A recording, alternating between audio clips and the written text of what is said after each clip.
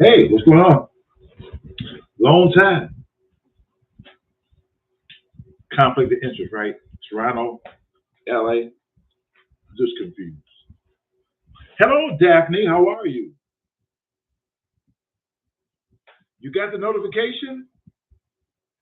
Cool. Hello, Joanne. How are you? Hello, Barbara Alexander. How are you? I know I haven't been on in a while because I've been extremely busy. Oh my God. I've been extremely busy. Sometimes I ain't been leaving my office till like 9 o'clock at night. And I'm there like at 9 o'clock in the morning. I get up at 6 every day. I'm doing fine. So yeah, it gets on you when you try to catch up. I tell people all the time, just because you have your own business doesn't mean that you got it easier. It doesn't work that way. If anybody ever had a business, you know what I'm talking about. You know, owning your own shit is a great thing, but it ain't for the faint of heart. It's not. It is not. It is so much involved with owning your own shit instead of a 9 to 5. Oh, it's whew, I have. I ain't complaining. I'm not complaining at all. But it's okay. It's okay. I never complain. I mean, I love what I do. Don't get me wrong. I just try to educate people when people say they want to get into this game and be their own boss. And I'm all for that. But I believe in being real with a person. You know, it's oh my God. It's another side of this shit. And I try to make certain that I expose everybody to that side. The granddaughter. Hello? Hey, what up? It's okay. What's up?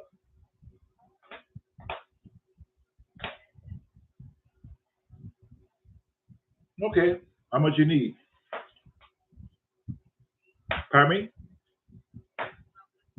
Okay, well, send me a request right now, and I'll do it right now. Send me a request. All right. If it ain't the business, it's the grandkids. You see that? So it's all good.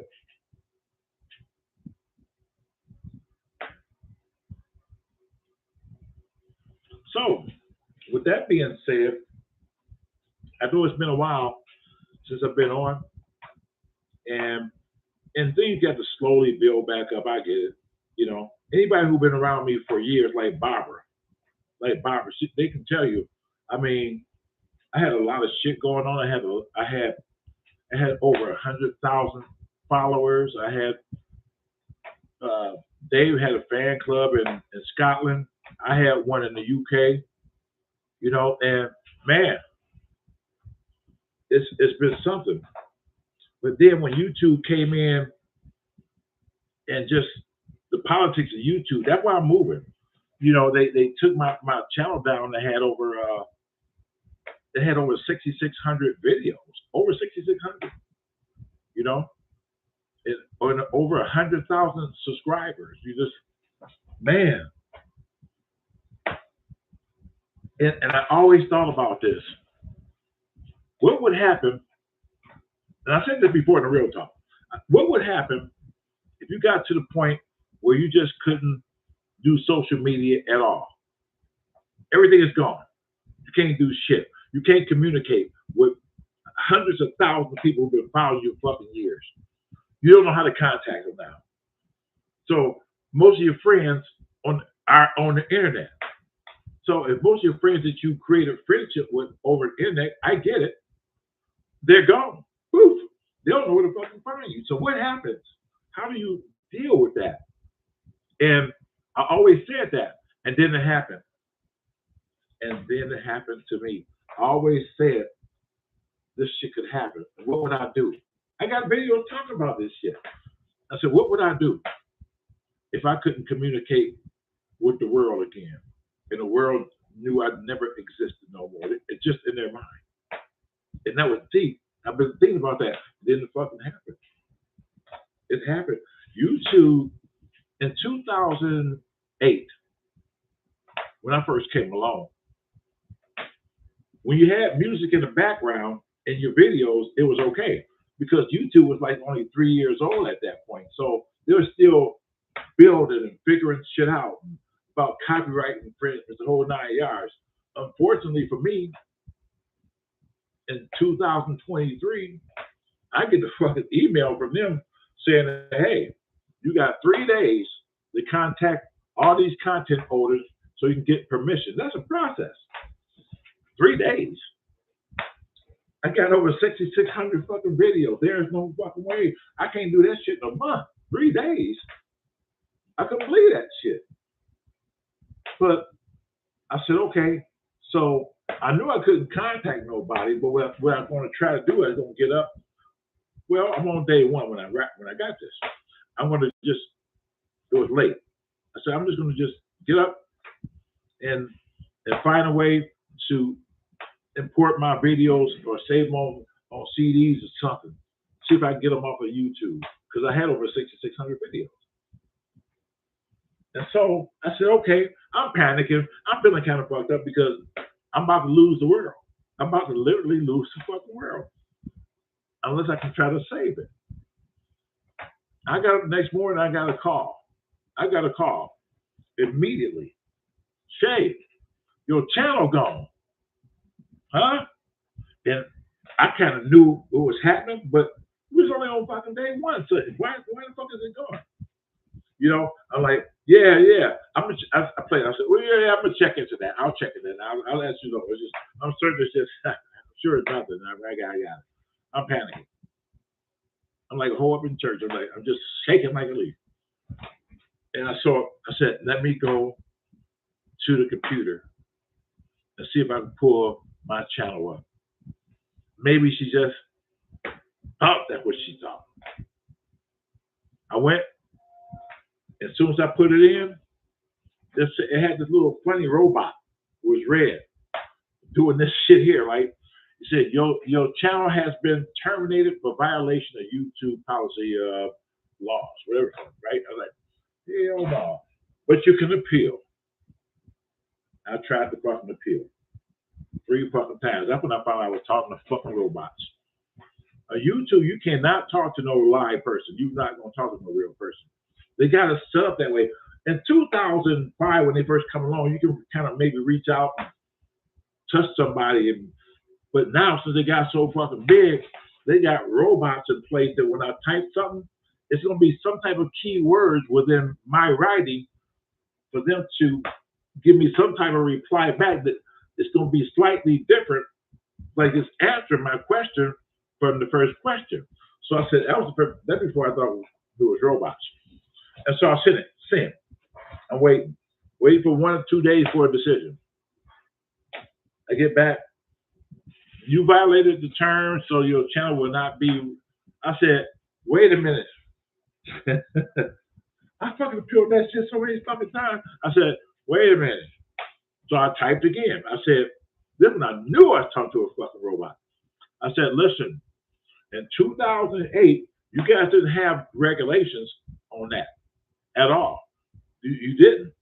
But now in 2023, you told me there's violations when it wasn't done back there. I figured I should be either grandfathered in or given some time to see if I can contact the content creators to get permission and I find out what fucking videos you're talking about. Because I got over 6,000 videos. I don't know what the music is of any of them damn videos, and you fucking know that. So I said that.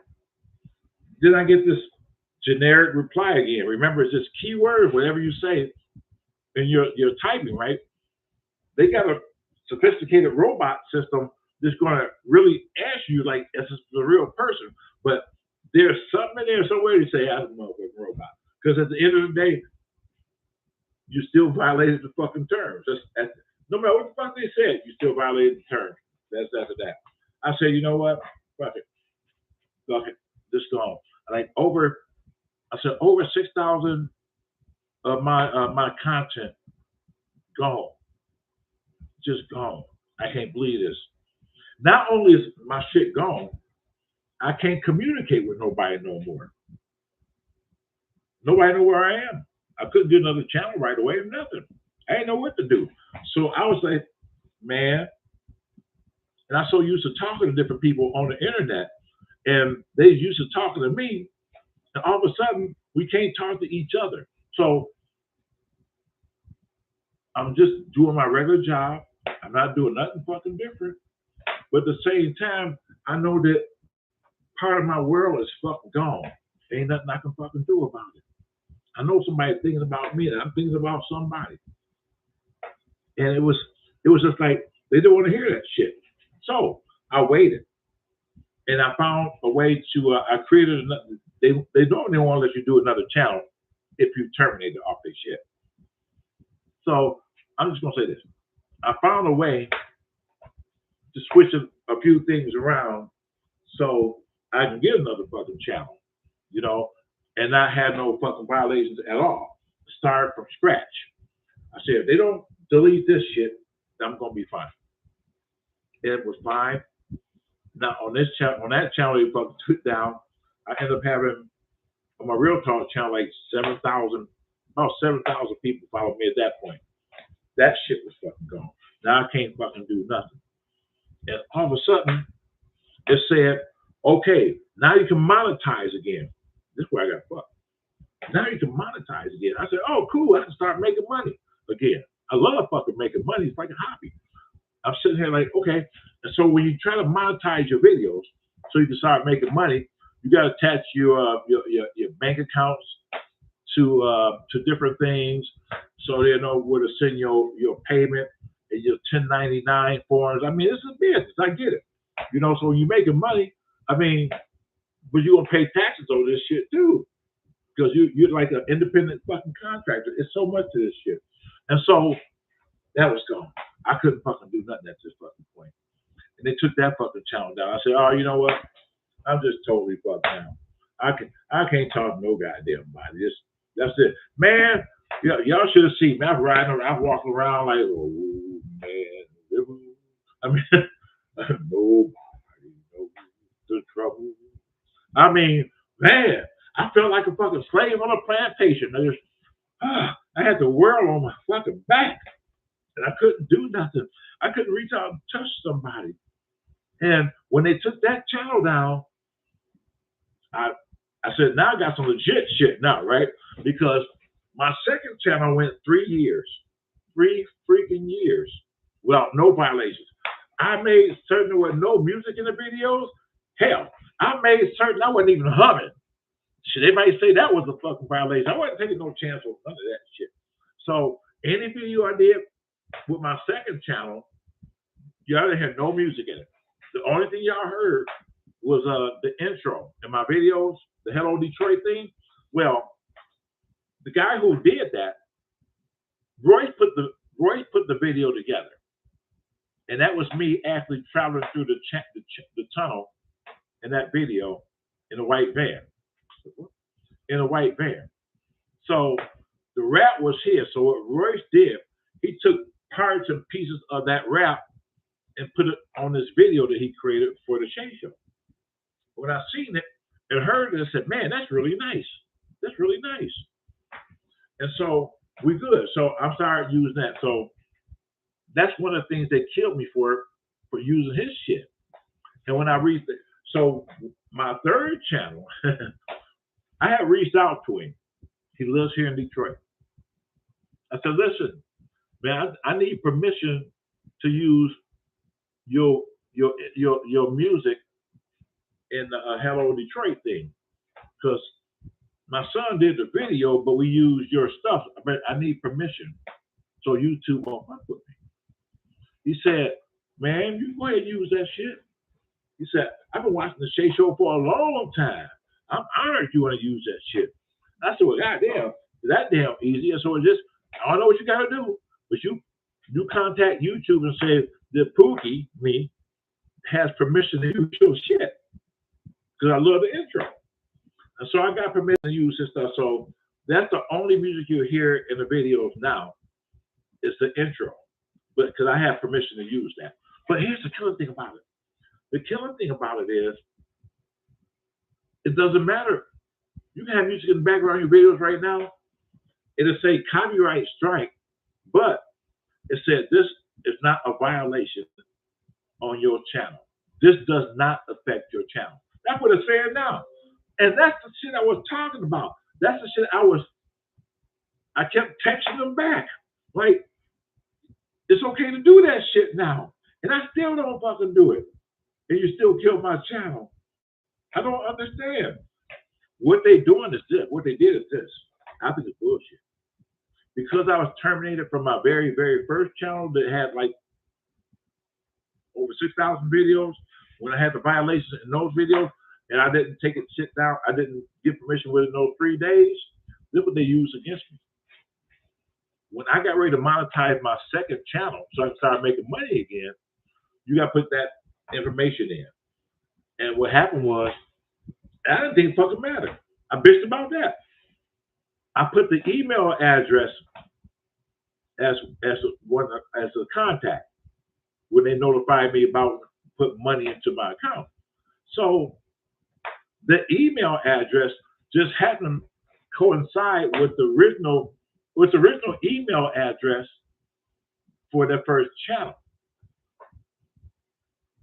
This had nothing to do with fucking violations. Because I used an email address, they terminated my channel because that email address was associated with the channel.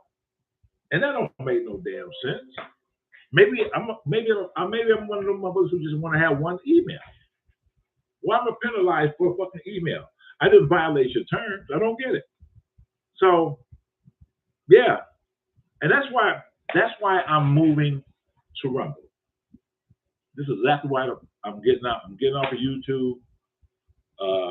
As soon as I finish with all these uploading all these videos I got, I'm getting off of YouTube and I'm just gonna move on. I'm just gonna start fresh on a new platform. They got less regulations and they're more free about certain things. They still got the thing that you can't put music in the video without permission. I get that.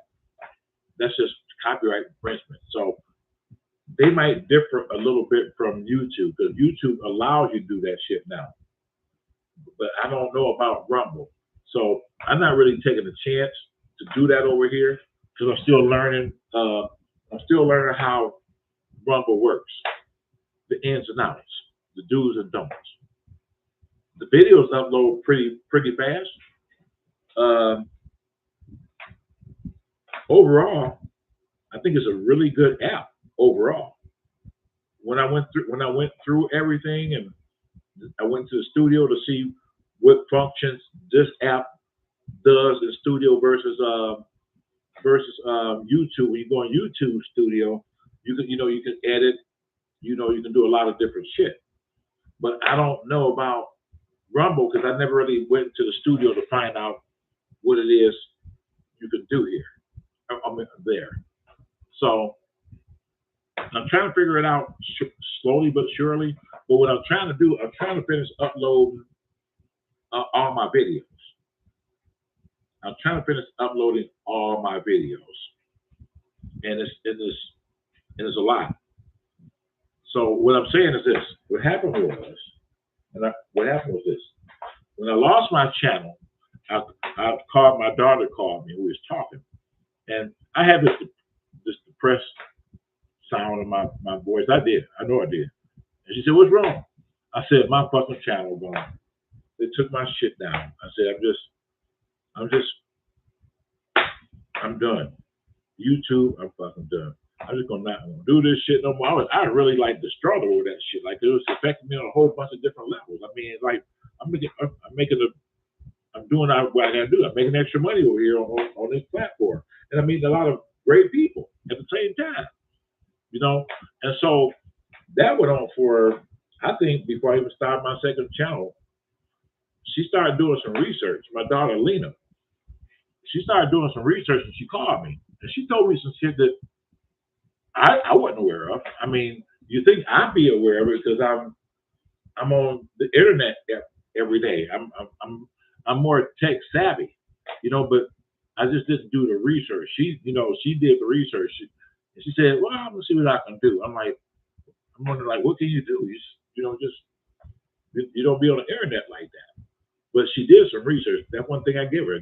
She did research. When she researched shit, she can find some shit out. And I didn't do it. I just gave the fuck up. I did. But she went the extra mile and found the site. She said, "Listen, I found this site. If you go on there, you can you can probably get your videos." I said, "No, I don't think it worked that way." I said, "Because YouTube deleted and terminated my channel. So if it's gonna find any videos, it's gonna find the current shit that I've done, not my old shit." She said, "Well, go ahead on there anyway and see." And I did. And when I put my email address in, my original email address, and then I went to the site and I hit YouTube/music. So I hit that and hit create, and it said, "We'll get back with you in a couple of days." Okay. I didn't know what I said. This probably ain't gonna lead no fucking where. So I got an email 2 days later from that site saying, "Okay, your downloads are ready to be uploaded." I said, "What? What the fuck they talking about?" I seen like 400. I seen like 462 files, which is a lot because with each zip file there could be there could be 6 or 7 videos in each file. Now I got 461 files. So that means this could be like at least 1,000 videos easy. But they only giving me like 6 or 7 days to download them, right? So I said, let me hit the first one. Let me see, because I don't know what files they found. Because remember, YouTube took my shit down. So I figured once they terminate your shit, that's it. But my daughter always say there's always a blueprint on the internet. Ain't nothing ever really gone. It's somewhere. It's just gone from there, but it's still there somewhere. And I wasn't grasping that at the time, but she was right. And what I found out was, I'm reading your shit there. What I'm finding out is this is crazy. So when I hit the first one. I said, let me download it. I'm just getting all excited. I want to make sure it ain't, some old bullshit, right? And when I hit the first one, guess what come up? 7 videos in the first file of all my original shit from the beginning. When I first fucking started. Back in 2008, 2009, 2010, 2011, 2012. All that shit is there. All that shit up until my last video of the 6600. They all fucking there. I was like,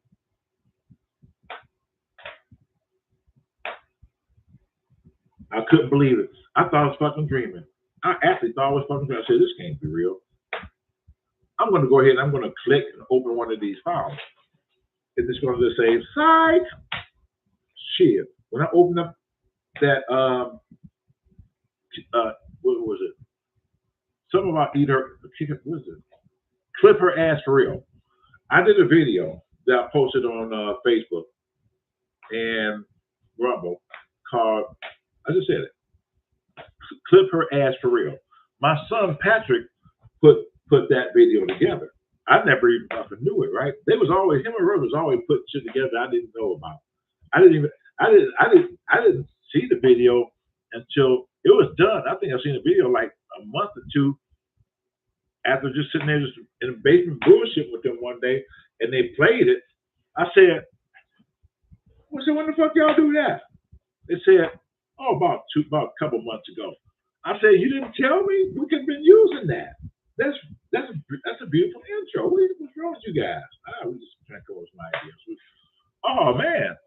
And so that's what we did. But when I seen that, I said, this is the real deal.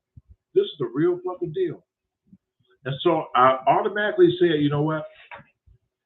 I'm in jeopardy of losing this third channel on YouTube now. I don't even know how long it's going to be up because they sent me an email saying I might have violated some terms again, and I did. They still what they doing? They see those videos I've been posting up there. Maybe I did that. Maybe I should have just slowed down with that. When those videos hit, they got these fucking experienced robots just running around and say, "Hey, we took that off. We took that shit off of Pookie's shit 3 years ago. What is that doing here?" So they associate that video with something that was terminated. So when I see that, they zap me. So, but it's good because what I'm doing with all these 6,000 videos, my original videos, my original Shay Show videos, the ones who've been around with me since the beginning videos, I'm putting them all on Rumble. I'm not putting none of that shit on YouTube. I'm not because it was a lot of work to get it. I got backed up files now, but it was a lot of work. So I'm not doing that shit no more. Just I'm putting all my shit on Rumble. And that's why y'all been seeing me. If you follow me on Rumble right now, you'll see that I've been pumping out videos like back to back, back to back, back to back. There's a lot of my old shit. I got so much old shit. I mean, I got a long way to go, but I'm still uploading shit over there. So yeah, let me sit here and talk to you guys.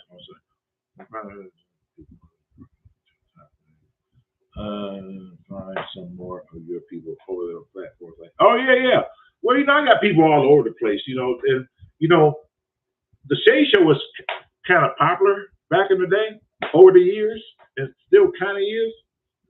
So I know a lot of people been saying, where's Shay at? I had people who just came to this channel and the other channel I got that they might take down and say, hey, I found you. I wonder where you was. This guy said, I thought you had passed away and they just deleted your channel. I said, wow, just think about that. Because I'm out of sight, out of mind, somebody already thought I passed away just because I wasn't there. Sometimes that's how rumors get started and people can just forget you really quick.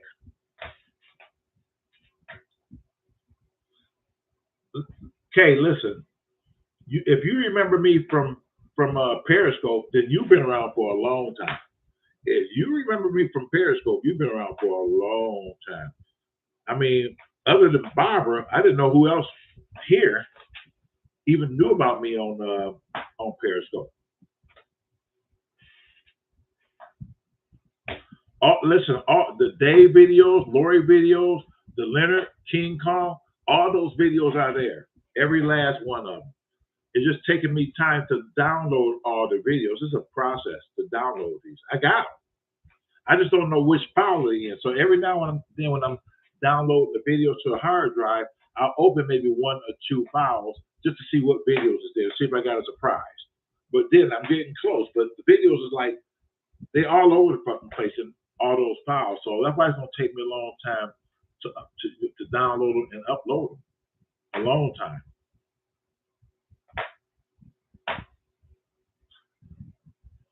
Oh, okay. Yes, sir. You actually know me.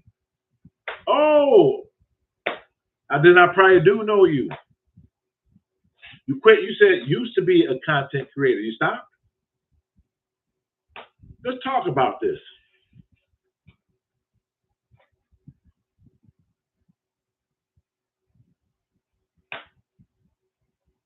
Oh, okay. Oh, how you doing? There you go. When you said positive thing, it's been a while. It's been a while. So yes, you have been around for a long time. You did. You did. I remember. Just because I'm old, don't worry. I remember some shit. I remember some shit. I remember. Yeah. It's been a while. I'm still here, and people. I think out of everybody on the internet, I want to think that I'm probably one of the rare few who's been continuously going and not stopping. People get on the internet, they get the YouTube channels, and they get popular, and they go for a month, a year, whatever, and then all of a sudden you don't see nothing for no more. And they might come back on at some point. They might not never come back on. But me, I've been consistent on YouTube since 2008. Now it's 2025, and I'm consistent. When people come and say, "Damn, Shay, you still on? You still doing this? Wow, you still doing that?" Sean in Ohio, young man, you was to watch my earlier videos when I first was coming out. He was one of my first subscribers, and he was in college. He was in college, and he lived in Ohio, I think Cleveland. And he just was like following me and saying a whole bunch of nice things. I mean, he was in college, and he said, "Yeah, when I finish my schoolwork, whatever, in my dorm, I sit and watch some Shay Show, because I take some real estate classes, but they're not teaching half the stuff that you talking about. You talking about the real stuff. I told my professor he need to watch you and learn something from this guy." So as time will go on, years go by now. Now I'm moving years. Now he has a family. He has 3 kids. He's married, you know, and I still keep in touch with him to this day from time to time. We still keep in touch. I remember when I first talked to him on the phone, because I was telling people you can call me. I was probably the only person on the fucking internet that's giving people my damn number. Yeah, call me. You want to talk to me? Yeah. Here's my number: 8675309. Give them my number, right? And they'll call. And so he called, and I never talked to him on the phone. Never talked to him on the phone. He said, "Hey, this is me." "Hey, what's going on, man? You all right, Sean?" Yeah. So White took the phone and said, "Listen, Mr. Shay, I've been telling him you need to call that man. You've been watching that man since you was in college. You done put the number out there. Call that man and talk to that man. You know you want to talk to that man. Hold on a minute. Here you go." It was funny as hell. It was funny. But he still keeps in touch with me to this day, and I appreciate that. You had your sisters and daughters watching my videos? That's cool. Not these, right? Not these. The other ones, correct? Depending on how old they are, because Shay Show Raw is raw, and I try to be careful, because I got kids watching me and shit.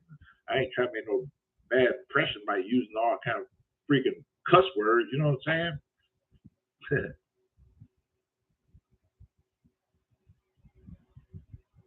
You and Lori, I remember me and Lori. It's a funny story about Lori. How Lori got here. Lori was they're grown. Okay. Lori was a Shay Show fan too. Lori lived in Chicago. And so I was in my office one day doing some work. Just doing some work. My phone rings. I said, "Hello." She said, "This Shay from the Shay Show?"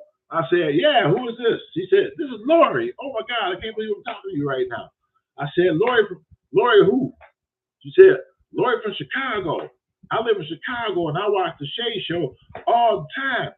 And she said, "When I be sitting at my desk and I watch the Shay Show and I'm sitting at my desk working," I said, You working and watching the Shay Show?" "Well, yeah, because I got my own cubicle, so they don't really see what I'm doing in there sometimes. So when I watch the Shay Show, one day I had to go to the bathroom real bad. And she said, I almost peed on myself because I was sitting here waiting because I didn't want to miss nothing. I said, don't that thing got fucking paws?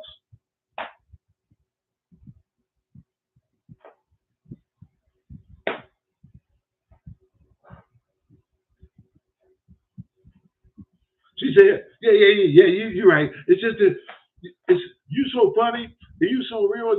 I just want to just make sure I watch this in real time. I didn't even want to pause it.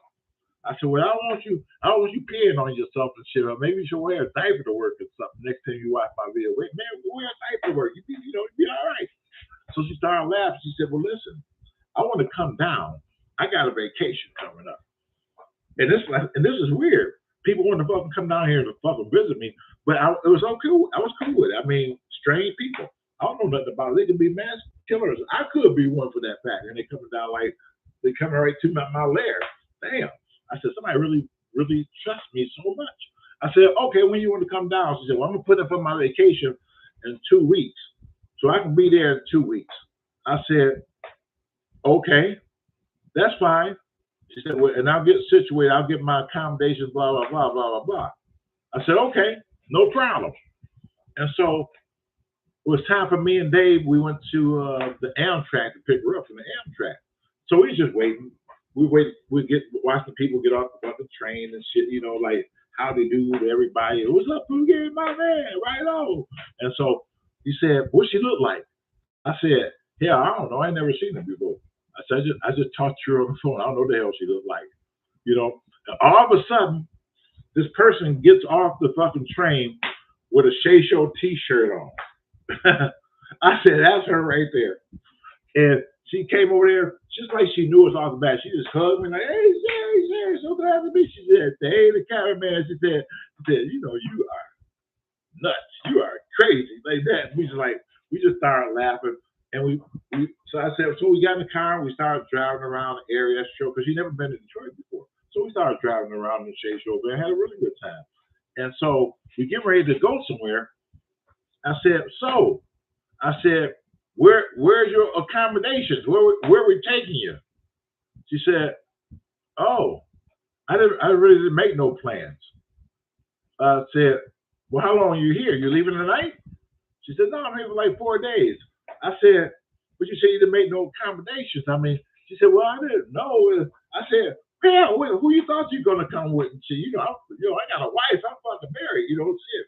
She know you coming, but we ain't getting down like that. She started laughing, right? I said, well, what you gonna do? I said, we'll take you to a hotel. It's a really nice hotel, blah, blah, blah. And I don't know how that turned out. And she was feeling a little kind of bad because she didn't want to be part of everything. So what we did, we let her, my building I still have it. My office not there. I use one of the apartments as an office. So it's just like an apartment, man. Couch, love seat, everything, except in the dining room, it was set up like office, computers and all that shit. So that was the only difference. And boards on the wall, property, the whole 9 yards. So it was an office. And so I said, you know what? If you want to stay here at the office, there's a bed here, refrigerator, we got food in there, whatever. Just, you can go ahead and cook yourself something. It's all good. Don't worry about it. Oh, do I have to give you something? I said, no, fuck it. Don't worry about it. Just, you could just stay here and shit. So we rode around all that damn day. We went back to my office. And by the time we got ready to shut down, me and Dave was getting ready to shut down, we just said, well, I showed her, I said, well, here's everything, blah, blah, blah. So we getting ready to leave. I said, just, lock the door. I said, we'll be back in the morning when we get ready to come back to work. She said, oh, okay, no problem. So here's the funny part. So the next morning, I go to pick up Dave. And I said, I hope Lori had a really good night's sleep. Because I had just bought this bed. I never even slept in this fucking bed. She probably was the first person who slept in that bed. I bought it just in case I wanted to stay over, right? But I never did. I just fucking bought it. So she's the person who's, anyway. And so we come back to the building. And as soon as we got ready to come up the stairs, I heard some music. She loves music. She loves gospel, but she just loves music in general, And I thought it was a fucking party going on. I said, what the hell? And so Dave looked at me. He said, that's coming out the apartment. I said, yeah. I said, hold on. So the music's kind of loud, so she couldn't hear me come in. So I put the fucking key in the door, turned it just like a little bit, and peeked in there. There go Lori in front of the computer. I forgot what was playing. She was like,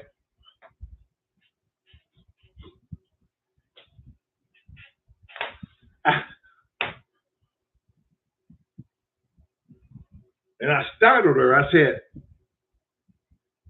what the fuck you doing? She said, oh, how long you been standing there? I said, long enough.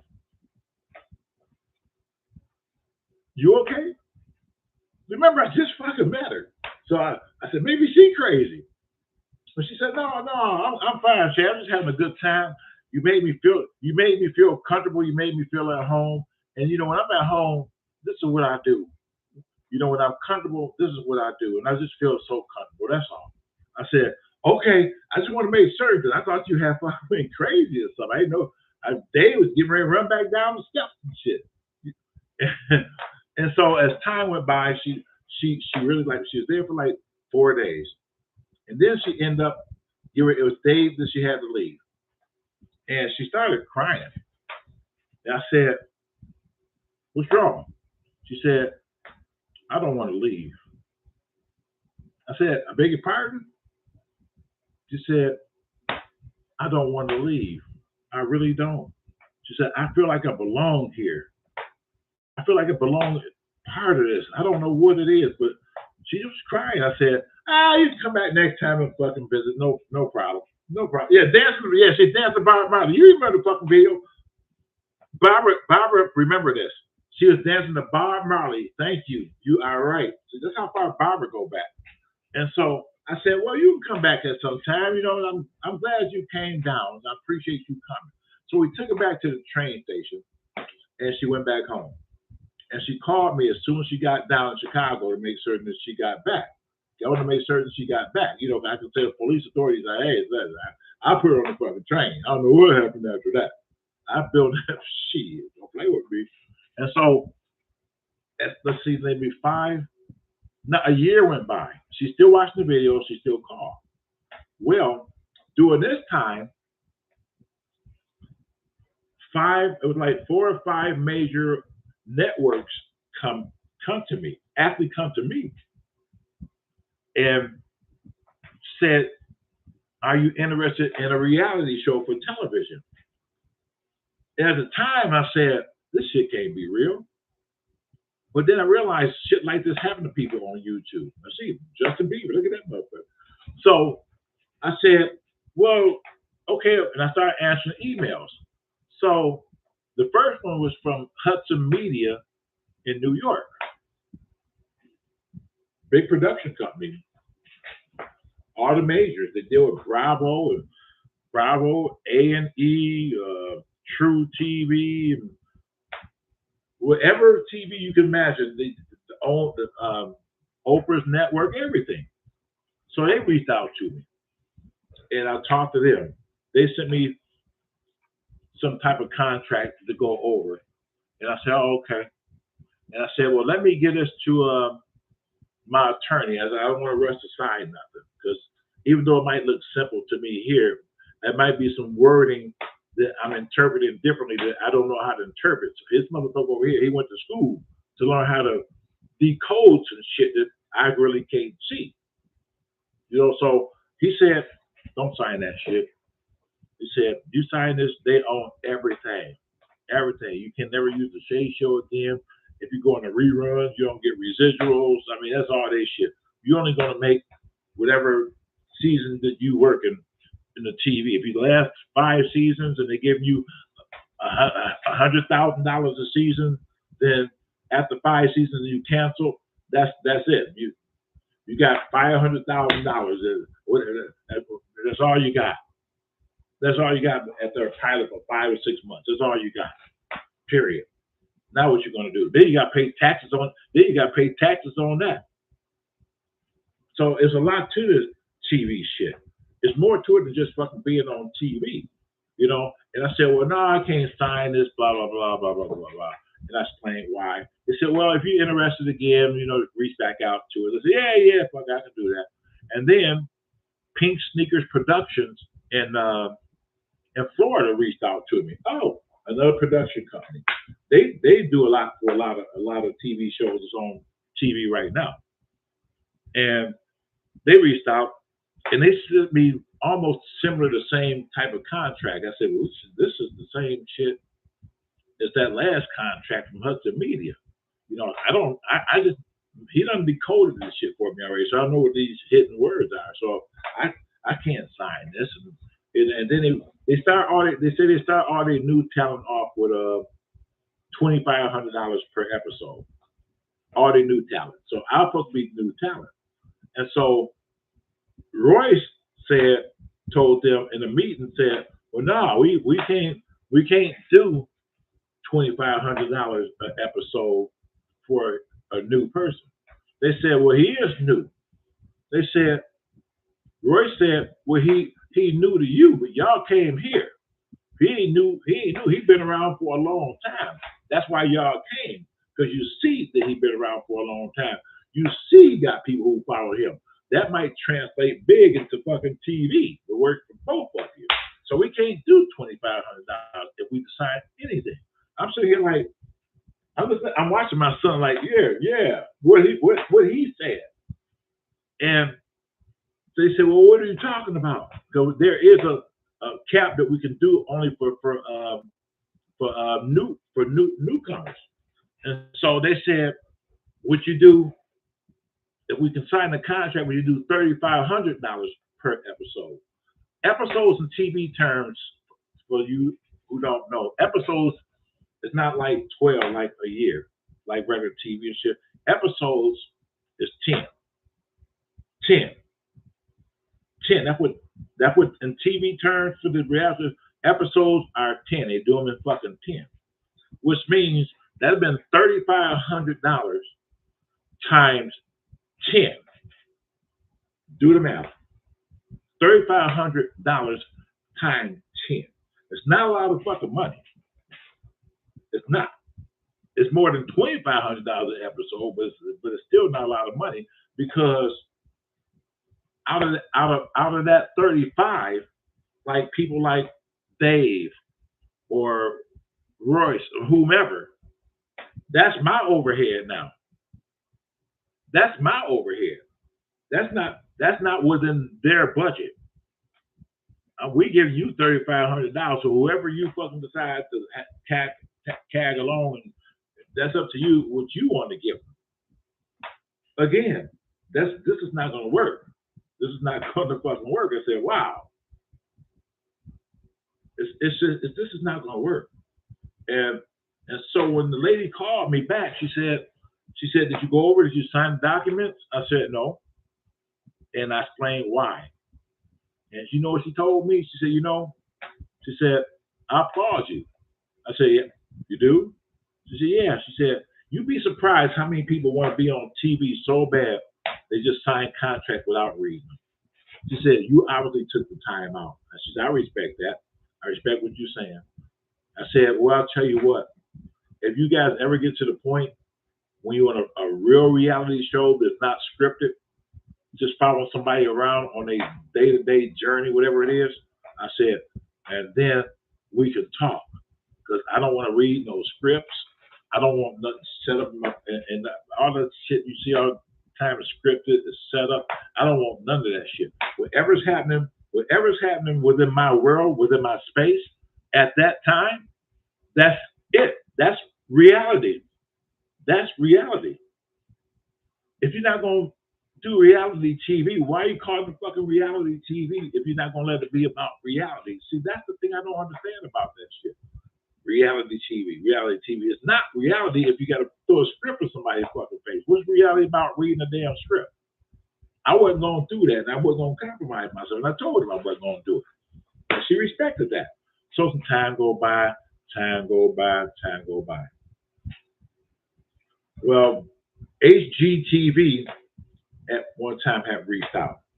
The same thing, but I think it was a tester thing because HGTV at the time, just doing all that beautification shit, home and gardens and all that old shit. They wasn't showing all this raw shit run down on there. So that probably wouldn't have really worked, even though they kind of like reached out, like maybe toying with the idea. I mean, they're doing something like that now. But back then, I'd have been too raw for HGTV. I would have been too raw. So Shark Teeth Films in Canada reached out to me. Tom Mudd, the owner over at Shark Teeth Films, had reached out. Tom Mudd, he was the owner, the head honcho over there, but I forgot the young lady's name. What's her name? Who called me? Me and her ended up having a good back and forth relationship in our dialogue. I felt comfortable with them because they wasn't coming the way that everybody else was coming.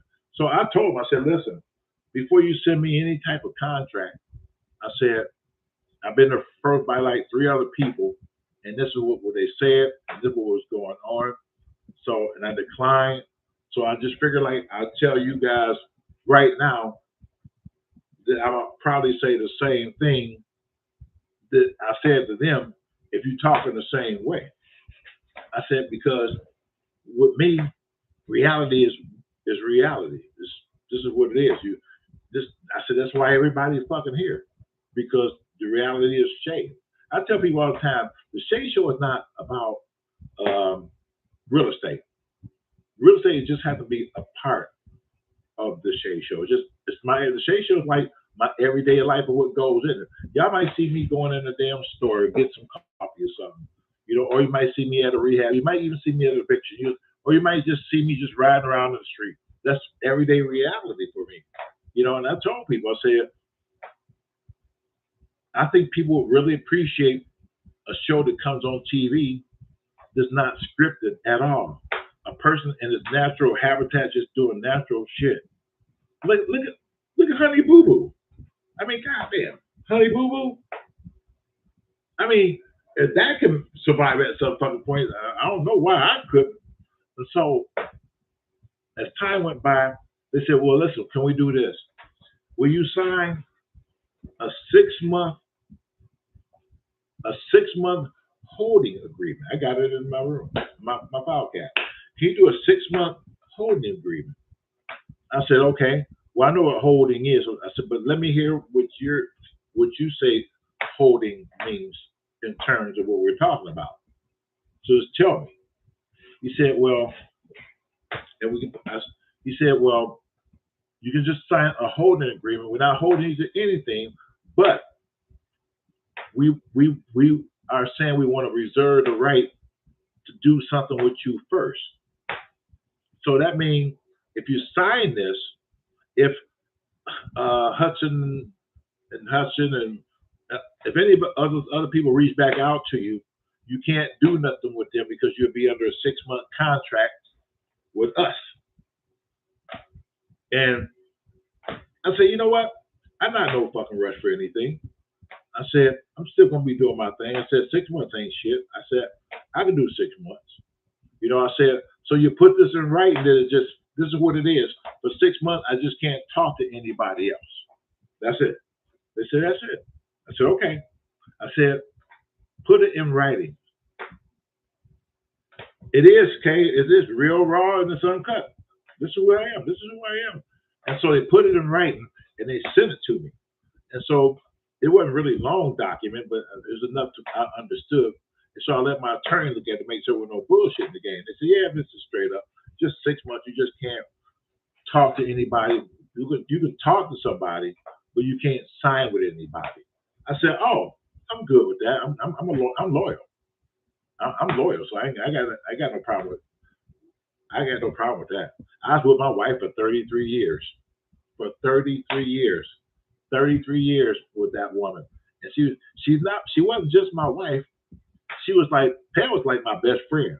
And we would tell each other that all the time. We was each other's best friend, So we had this marriage. It was like the way it's supposed to be, but no marriage is flawless. None, not even mine. Do we have times where we fucking argue, debated about some shit? Sure, absolutely. Absolutely, but not one time have I ever fucking raised my hand against my wife. Not one fucking time. Not one. If I ever got to get that fucking mad, I'm just gonna fucking walk. As a man, I'm just gonna walk off because I know how women are. Women are like they real dainty and shit. When you get a woman, if you get a woman in the corner, ooh baby, scared. They coming out that mother. Don't ever back a woman in the corner. Never, never. You gonna see some shit. Back a woman in the corner in a situation. She coming out. She coming out. And the killing thing about it, she don't know how the fuck she coming. She coming. And you better be ready. Mm-mm.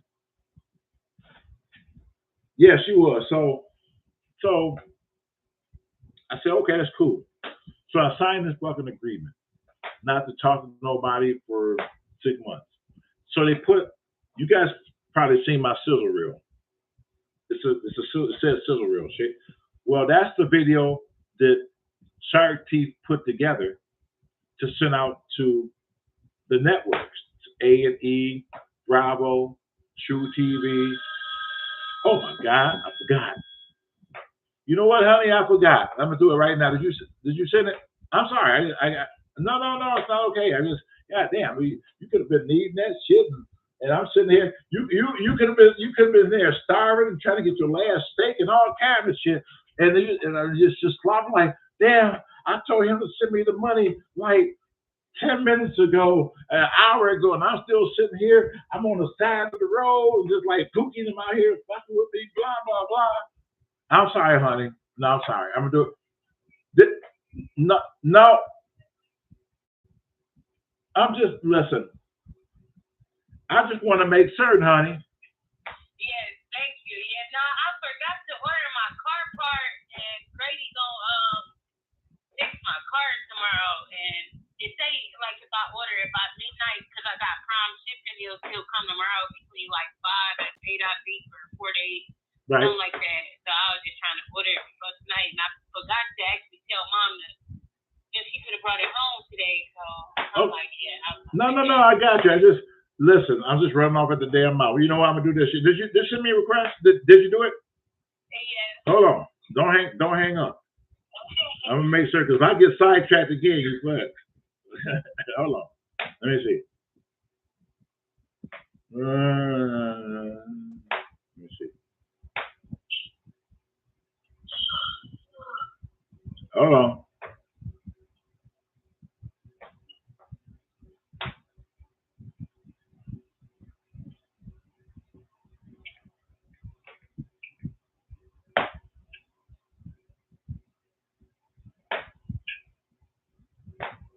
You got it.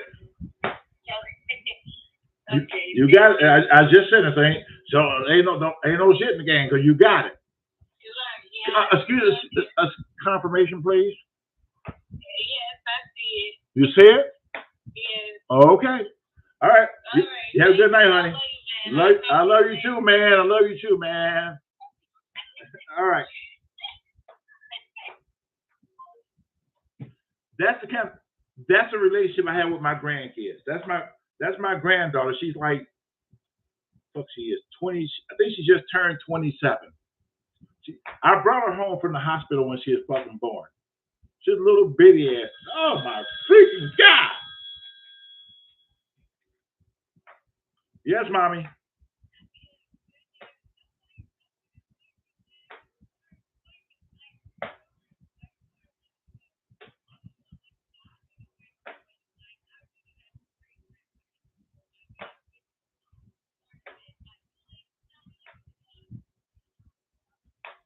Why you say I'm really funny? Because I'm just funny. You don't even try to be funny. Like, you just be funny for no reason. Like, what? And I don't be trying. I know. You know I'm just natural like that.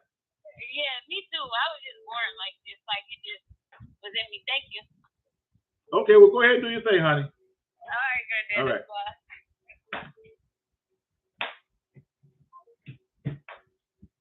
I took care of it. Like I said, I brought her home from the hospital when she was freshly born, when she's an embryo, or after embryo. But anyway, but that's her. She like turned. I think she just turned 27. So, Shay, do you that man still call you? Yeah, that's something bitch still call me from time to time. Don't talk him up. He ain't called me. He ain't called me in a couple months, but it's coming. It's coming. It's coming. That guy. That's another thing about this damn internet. This guy been what Barbara is talking about. This guy started calling me 3 years ago. Was almost 4 years ago. You know, I got people who call me out because my number's all on the internet, right? This guy calls me. I said hello. The first time he called me, he said hello. I said hello. Yeah, this Shay. Yeah. Who is this? Let me tell you something, motherfucker. You ain't shit. Hello? Hello? What the fuck is this? I thought somebody pranking me. He said, you ain't shit. This is his words, and this is how he talked. He said, you perm wearing motherfucker. What motherfucker in now time wear a damn perm like you old pimp or something. I said, brother, I said, please tell me you're joking right now because I'm about to come through this fucking phone, bro, for real. But now, I'm really getting upset now, right? He said, you ain't shit. And I just called to tell you so. Plum lord ass motherfucker. He fucking hangs up. And I'm caught off guard. I said, oh, this nigga didn't, right? No, this just didn't fucking happen to me. I said, okay, I ain't gonna worry about it. I ain't gonna worry. Just one of those fucking kooks. I have them call me from time to time. No problem. 3 days go by. It's another number. I'm not paying no attention. Hello? Yeah, motherfucker, it's me. Bruh. And I just said it. I said, bruh, why are you fucking with me, man? I mean, why are you fucking with me? I mean, seriously. Let's talk, bro. I mean, I really want to talk to you, man. I mean, if you got a problem with me that bad, bro, let's talk about it. That's what men do, man. They talk, man, and work through their problems, issues, whatever they might be, man. And fuck you. What? You heard what I said, you perm wearing motherfucker. That motherfucker wear perm in these days, the ages and shit. And you putting these houses together. And who want to rent these little nasty ass houses from you? I watched one video, you put the doorknob down and shit. And this other video, I watched the window was cracked, and you wouldn't even fucking replace it. I said, well, one thing we learned for certain today, what's that? I said, you watch the fucking videos. That's the whole purpose. Watch the fucking video. You just told me, motherfucker, you said about 3 videos that you criticize me on 3 things.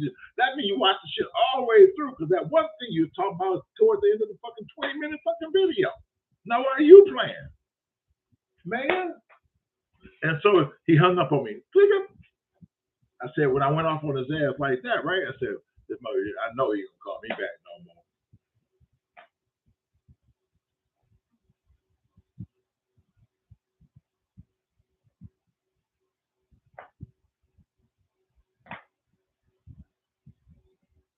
Two weeks go by. I'm not paying no damn attention. Hello? Yeah, motherfucker, you thought I forgot about you. Oh my God. I got a real problem on my hand right now. Oh my God. This shit, I can't believe this shit is happening to me right now. I got a stalker. I got a real fucking stalker. I can't believe this. I cannot fucking believe this. And he commenced to going on and talking crazy all over again. And I tried to rationalize with him again. I tried. God, I fucking tried. I wasn't fucking getting through. I just wasn't getting through to this brother. I said, you know what? I said, I ain't gonna fuck with you right now because I'm busy. And I ain't got time for this shit. I just ain't got time for this shit. Hold on.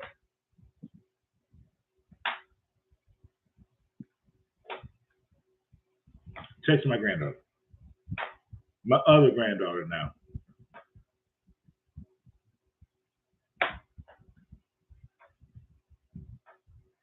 See, this is real shit going on. Right now, this is real shit.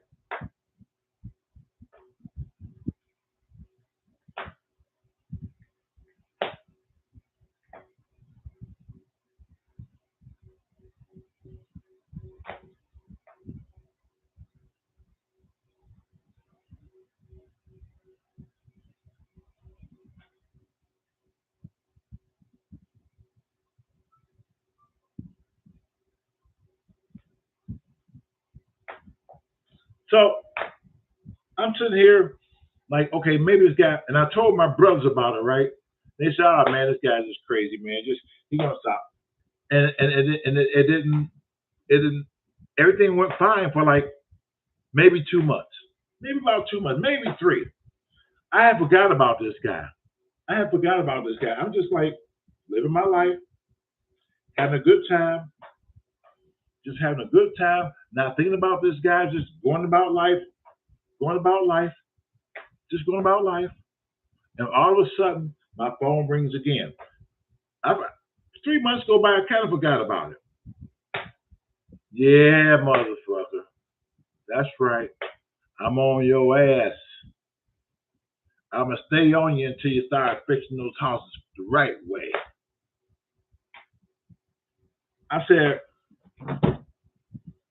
let me see if I can reason with you. I don't know. I tried last time, brother. Now I said, no. You called me.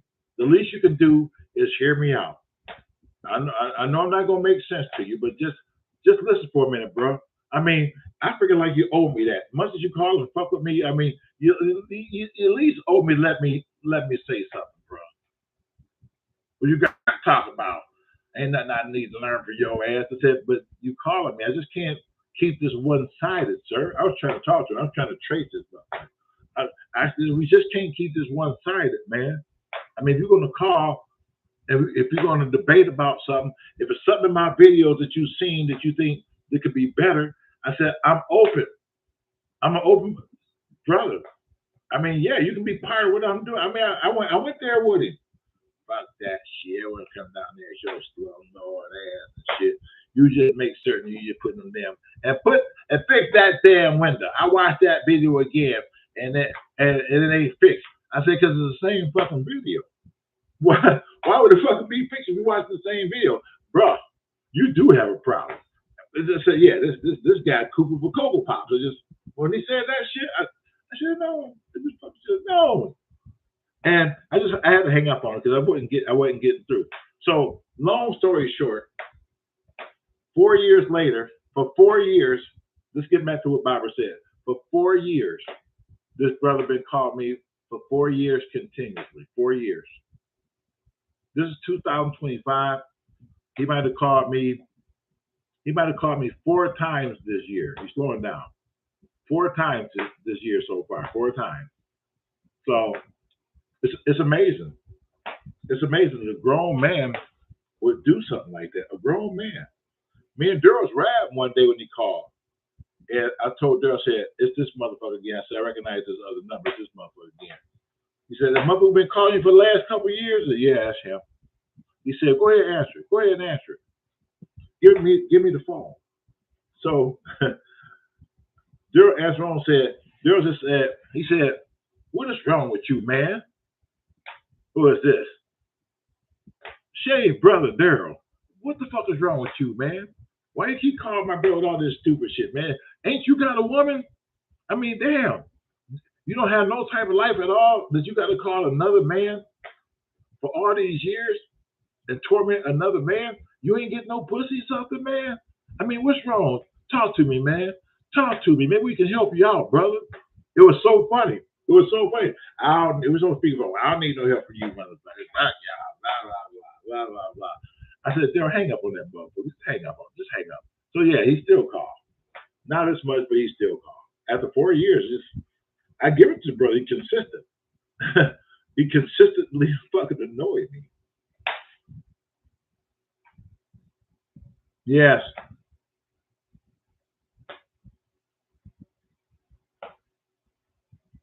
Let me tell you about Brother Leonard. Y'all know the story of Leonard. I like Leonard. For the most part, I told you I always like Leonard. You know, Leonard. I just found out that Leonard passed away in 2023. So I said I'll keep his memory alive from time to time through videos and maybe telling stories about Leonard, who Leonard was. You know, and keep the brother alive. You know, even though he's gone. You know, I'll keep the brother alive. Just in this video, I'll keep that man alive. You know, so I think he would appreciate that. But Leonard was a piece of work. I met so many people in my fucking travel since I've been on the internet. So many people, a lot. You know, some good, some bad. Some good and some bad. But I met a lot of good people for the most part. I met a lot of good people. I mean, really good people. You know, I got friends from all over the world. People used to come here to want to just hang out and just visit for the weekend. You know, Ron in Pittsburgh. He's not here right now, but Ron in Pittsburgh. When Ron see me on YouTube, he called me straight up and said, hey, man, I got a vacation coming. I'm coming down. He just told me I got booked at the Comfort Inn in Southfield. I think that's not too far from where you live, blah, blah, blah. Me and Ron end up being really cool because Ron's been down here like 4 times already. You know, when he got a vacation coming, he'll call me and say, Shay, hey, I got my vacation coming up. Is it okay if I come down in 2 weeks? These people want to come fucking spend their vacations and hang out with me on their vacation. So they gotta say something about who you are as a person for somebody to want to do that. And I think that's special. Tanya in St. Louis, she did it. You know, she watched me. She called me one day. That girl's so wiry. She really is. She said, hey. I said, she must be from the south side of St. Louis, wherever side that. I'm just saying, because I ain't never been to St. Louis. But she called me, and she worked in the hospital. She says, listen, I watch your videos, and I want to come down.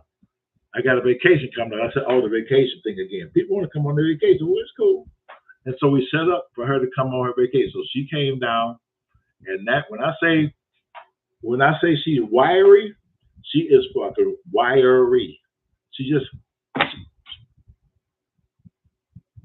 can go. Between her and Nicole, we used to say that all the time. Between her and Nicole, shit. Well, Nicole might have her asked out just a little bit because Nicole can go. Oh my God, Nicole in California. Woo-wee. I said, can you breathe? Did you breathe, woman? What are you talking about, brother? What are you talking about, brother? I said, God damn, you can talk for an hour. I don't think I remember you breathing this shit. It's like, how do you do that? She started laughing. Oh, brother, you so funny. I said, no, for real. I'm like, how you do that? She can talk. She's another story. But when she came down from St. Louis, Tanya came down from St. Louis, it's the same thing. We showed her a good time. We took her around the city. We took her to some of these houses. That's some of my old videos too. That's gonna be you'll see that. We took her into some of these houses, and so there's one house that was vacant. We went out in the basement. You know, people always leaving shit in the basement. So I looked around because I'm responsible for it. I want to make sure I'm looking out for it. And so these people left some shit in the house. Like I think it was a game. And it was 2 other things she seen. She said, Shay, can I have these? I said, I'm good. What was this? Why not? Well, I want to make certain before I take it. I said, it's a vacant house. But no, you know what I'm saying? I said, take it. Whatever you see in here, just take it. It's like, let it be a souvenir or something. So she took, I forgot what it was she took. But she is so wiry. And that girl said, you have to practically knock her out to make her go to sleep because she just go. And I told Daryl, said, that girl can go. She can go. I said, well, and one day she came to the office and I said, well, listen, part of the Shay Show experience, I said, I'll tell everybody this. Part of the Shay Show experience is you might be sitting here watch me work on my computer for 2 or 3 hours. I'm not always out in the street. This is the reality of my life. She said, oh, I'm good with that. So she was sitting there, and I can tell she was watching TV. I was working. I fed her, everything. And then she said, I'm going to lay down on the couch. Is that okay? I said, I don't give a fuck. Go ahead and lay down. Make yourself at home. So she laid down on the couch, and I'm sitting here working. And all of a sudden, I hear some. I said, what? I said, is she asleep? And so I got up, I tipped over to the couch and she looked at her and she is gone. She is knocked out cold. I said, oh. So what I did, I went in the room and I got a blanket. I brought the blanket up and I put over her. Like I put the blanket over her. And I went back to work. I just went back to work and I put the blanket over her. I don't know. I just put the blanket over her.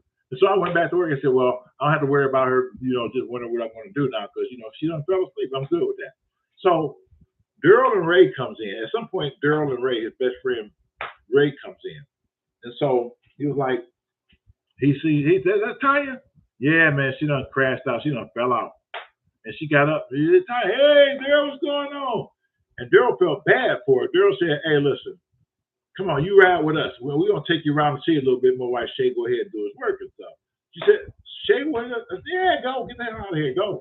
Hang out with them. I'm gonna keep doing my thing. Now they can show you the city. You ain't never been here before. I got no problem. They go. Run with mucus, go. And so they go. So as time go by, it's daylight. Now it's getting dark. I'm still working. I said, it's now like 9 o'clock, now almost 9:30. I said, where the fuck they go? And so all of a sudden, I heard Daryl's car pull up. Daryl's music he let it being real loud. I heard the music. I said, oh, they pulling up right now. So I'm still working. They're still sitting outside. And all of a sudden, wait a minute. And all of a sudden, I heard, hey. I said, what the fuck? I go to the fucking door, open the door. Daryl got the music loud. Him and Ray hanging out the door. And here goes Tanya on the fucking sidewalk doing the fucking robot shit on the sidewalk. Hey. I said, what are you doing? I said, you in a residential neighborhood. Cut that shit out. Y'all come on in the house. I got neighbors around here. Y'all come on in the damn house. And so they started laughing. They all come in the house and shit. I said, I'm so glad you're enjoying yourself. Because, just because you're so wiry. And I told Daryl, I said, this is what we're going to do. I said, I know how to break her out of this shit so she can go ahead and maybe she can go to a hotel. She can sleep all the goddamn day. He said, what you going to do? I said, I'm going to tell her we're going to come get her at 8 o'clock in the morning. And we just going to be, we're going to hit the ground running. We're going to be all over the fucking city. We even want to stop at McDonald's and get something to eat. We're going to mashing it out.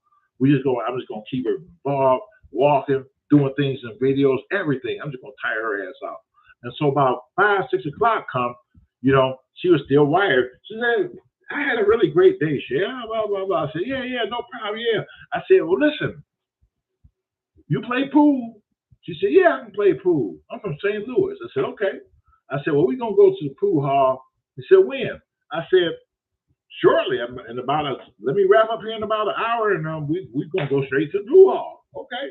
She said, yeah, we can do that. It was her birthday. You're right. It was her birthday. She came on her birthday.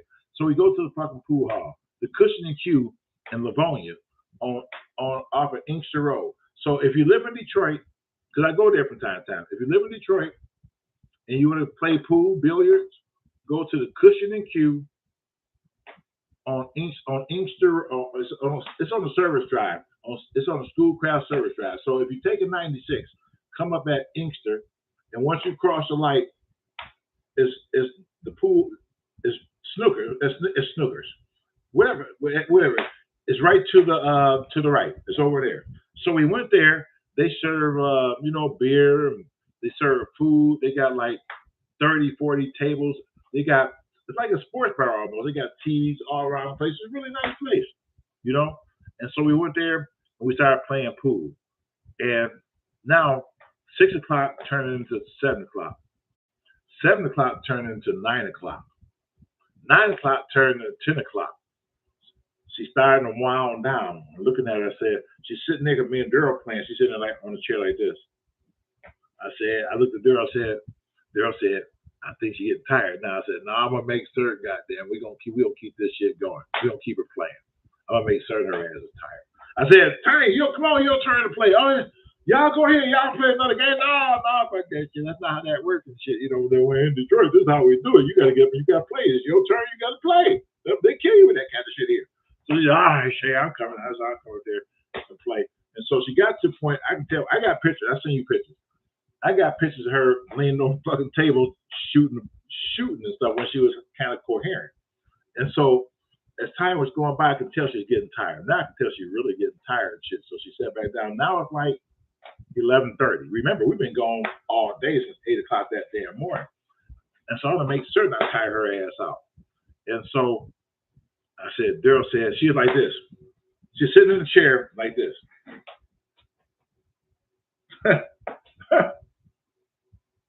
I said, she's slobbering. We got her. I said, Daryl said, what you going to do? You going to take her? I said, yeah, I'll be nice. I'm going to make her get up and play one more game of pool. But I'm kind of getting tired. I want to make sure I tire her ass out, right? And so I said, Tanya, get up. She said, how long you been doing real estate? I'll tell you that in a minute. I said, get up, huh? I said, was my turn? I said, nah, girl, we getting ready to go. We're going to take you back to the hotel. She said, oh, shit.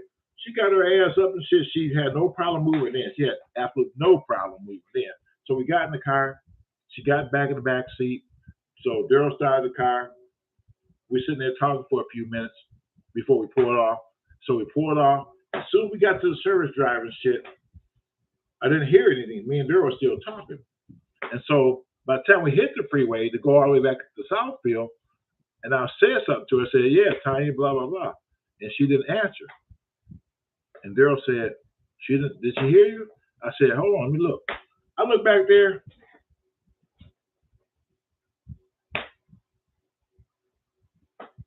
I said, I think she died. He said, huh? I said, hold on. I want to put a mirror under her nose to see if she's still fucking breathing, because I called her and she wasn't responding, and she kind of scared me. I said, hey. I shook her. She said, yeah, hey, we there? I said, woo. I said, I want to make sure you was all right, honey. I mean, you from out of town and shit. I don't know how the fuck I can explain this. Dead people don't talk. You know, and you're a woman, there's two guys here and shit. They're going to be running DNA on your ass. If we ever get you, we got to hear get your ass back to the hotel. Shit. I'm going to have to start making people sign liability clauses and shit to come here. Shit, especially a woman, too. And so we got back to the fucking hotel and shit. And I said, and she fell asleep again. I said, Tanya. She said, huh? I said, we at the hotel. It's time to go, honey. She said, oh, okay. She said, so what time I got to be up in the morning? I knew she was tired at that point. I said, usually it's 8 o'clock, right? I said, you know what? Don't worry about it. She said, huh? Really? I said, make it 9. Don't worry about 8. We'll be here at 9. I thought she thought I was going to say, oh, don't go. You go ahead and rest today. Shit. No, I'm coming at 9 o'clock and get your ass. We're going to do this shit again.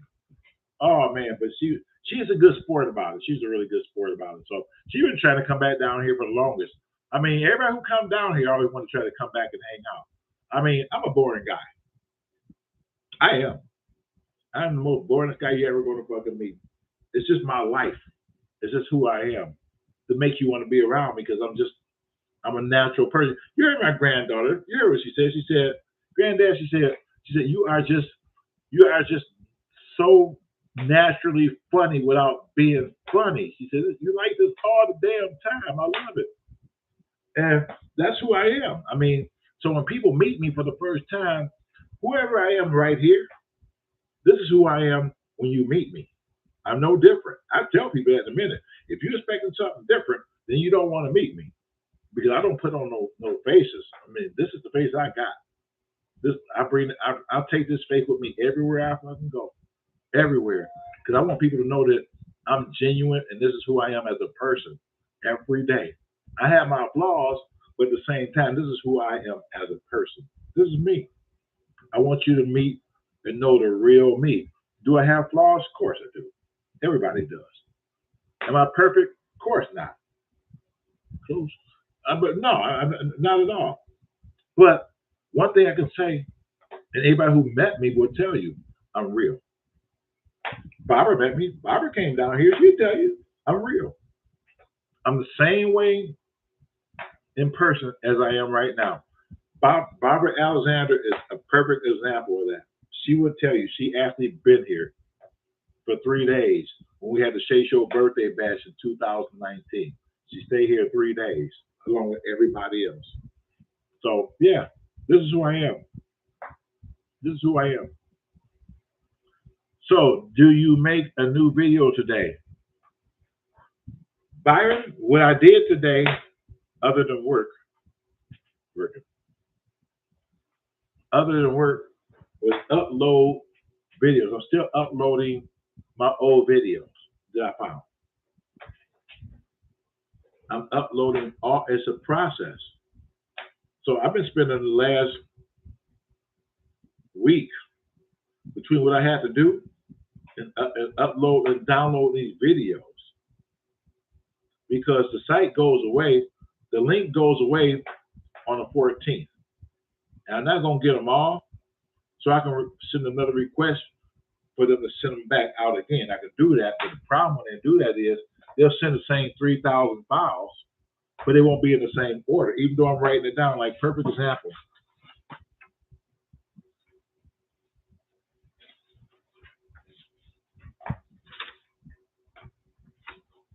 I have a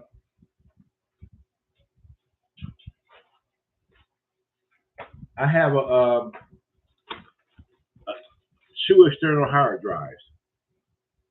I am saying real person. She'll tell you that, and it's a long process. So I'm downloading many videos as I can. It takes a while to upload, and then you have to download. It's a lot. So what I do, so I can keep up with it, I write down each number that I do, the files. Let me show you how many files so far. Look at that.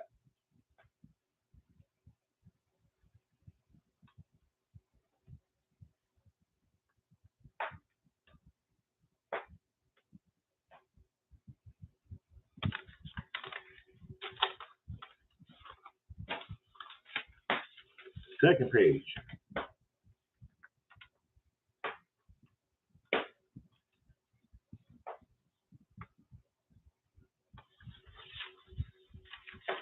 You see that?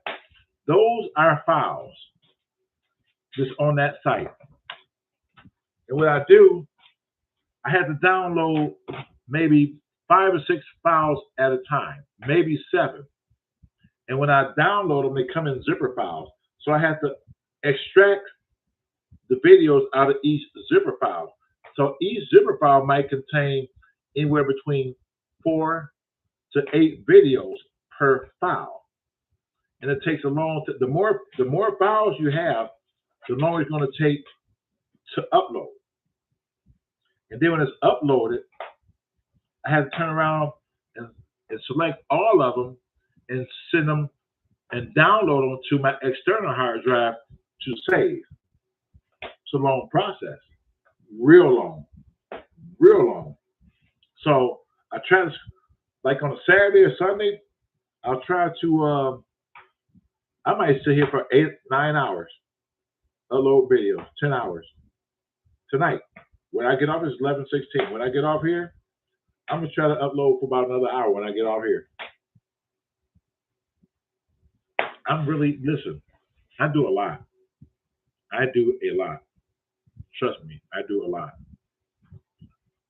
So I'm trying to still make time for me. And it's kind of hard sometimes, but I try, So, I want to go to the movie. I want to go out a nice meal or something. I like to do that. I mean, I talk to a few people here and there, just like, like as friends, It's like, hey, I told Daphne, like, hey, let's go to the movie, She lives here in Detroit, So when you're doing so much, it's just a lot. It's just a lot, But sometimes you gotta find time. You have to make time. Sometimes you just got to make time. You just got to. It can't always be about work, but I pull a pretty heavy load by myself. I don't have the crew around that I used to have because I downsized. I still manage a lot of properties, but not as many because I wanted to downsize. When Royce died, when Dave the cameraman died, when Lori left after 3 years because she got homesick and she wanted to go home after 3 years, and Kong Stoke, my cousin Kong, he was part of what I was doing, and I had to, y'all know the story there, what happened there, so I had to downsize, So when you go from 2 to, let me see, what is it? When you go to like 200 to maybe 300 properties that you manage, and that's a lot of shit. That's a lot. I mean, that's a lot. You're dealing with a lot of different problems. You're dealing with a lot of issues, a lot of different mindsets. You're dealing with a lot of people's monies. You're dealing with bank accounts. You got to make certain that that this guy in France get his money. The guy in Australia called and say, hey, you didn't put nothing in my account yet. The guy Derek in Singapore say, hey, Shay, is the tenant on such and such? Did they pay it? Are they still behind? Yasu in Japan. Hey, Shay, what's going on? I hadn't heard them some, or or window in Australia, like, hey mate, what's going on? Did they fix that water tank over there at such and such property? I mean, when you deal with that kind of shit every fucking day with different people from different parts of the world, everybody on a different time zone. When you talk to Daniel in Israel, he definitely on a different time zone. When you talk to Yasu in Japan, he definitely they like 6 hours of fucking ahead. When I talk to my people in the fucking UK, they're like 4 hours, they're 5 hours ahead of where we are right now. I talked to Leroy in France today. I'll call him at about 3 o'clock my time. It was like 8 p.m. the next day their time. So I deal with so much different shit. So man, it's a lot. My mind don't never fucking shut down. I try to get to shut down sometimes. Even when I go to sleep, I'm fucking thinking. When I go to sleep, I'm constantly thinking because I got so much shit going on. And I know when you sleep, that's supposed to be the time where you're supposed to relax, Yahoo or woohoo and all that old shit, just relax for a minute. But sometimes it's hard. When you got a lot of things going on, and you're responsible for a lot of stuff and a lot of people's shit, you know, it's hard to rest sometimes. You know, I mean, you rest. I mean, my body's laying there resting, but my mind is still going at the same time, which creates a rest. That's where they get the word restless night. You know, because that happens. Because I'm always thinking.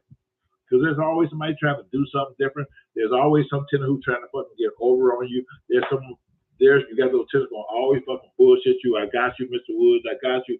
It'll be there next week. We got this guy right now. I told Daryl, I said, get that motherfucker. Just be done with that shit. I'm not going. The guy only been there what? The guy only been there like 5 months. Maybe 5 months, maybe 6 months. I don't think it's been 6 months. It's always fucking something from day one. Sometimes they do right on the first rent, but after that, a lot of these people, well, I ain't got it right now. They didn't give me my check. They had to do this. I went to HR. I raised hell, and they said they're gonna do the investigation. They're gonna have to cut me another check. They'll shut it out 2 weeks. So just you hear all these fucking different shit. Wait a minute, Shay, did you answer Byron's question? What was Byron's question? You guys know when I'm sitting here talking, I don't be reading shit. I don't. Every now and then I'll look down because if I'm telling a story, I'm not going to sit here and read most of the time. Now, you guys know I'll stop so I can see who came into the room so I can say, hey, welcome, blah, blah, blah. But if I'm in the middle of a story and I see people asking questions, I mean, I'm going to kind of deviate from the story. That defeats the whole purpose. Now, I'll do a Q&A. I got no problem with that, but I just wanted to tell the story, so I didn't know what he said. So what was his question? I know he said something. Byron said something. Oh, how long have you been doing real estate? That was your question? Okay, I'm reading that now.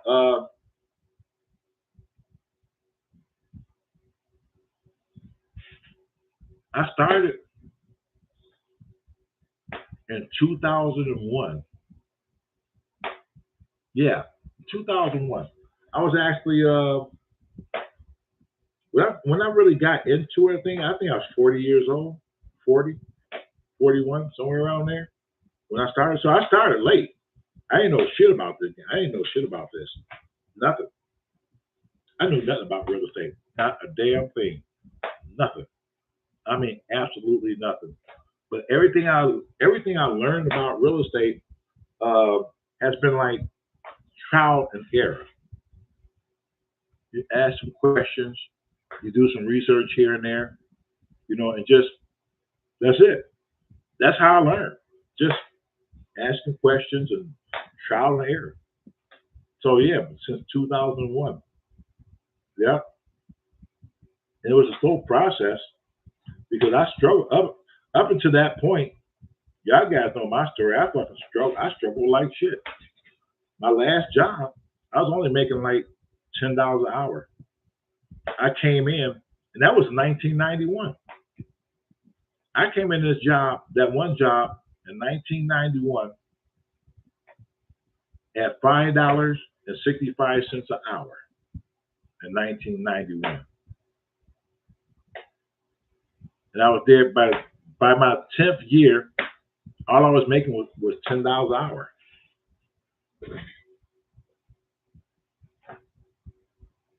No, I was only making $10 an hour. How about what I do before you made the real estate? That's what I'm saying right now. I'm telling the story now, Daphne. I'm telling that story about what I did.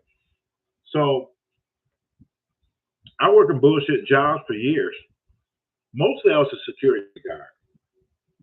I was a security guard for the most part. For the most part of my life, I was a fucking security guard.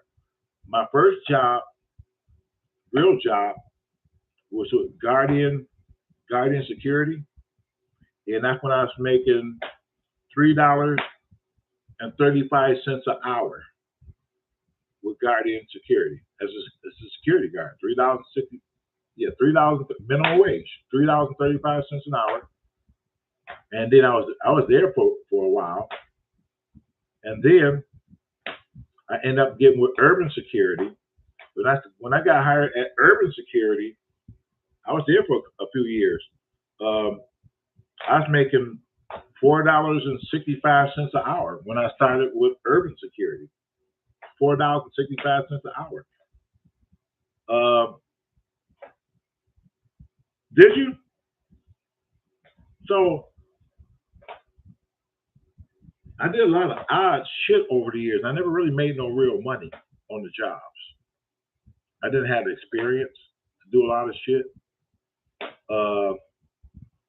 I was one of those knuckleheads that's like, hey, when I finish with high school, I'm good. I don't need to do shit else. I'm going to make it, type of thing. I'm going to do this. But it took me some time to realize after struggling for so many years that and this is for the kids out there right now. You got kids who need to listen to this shit.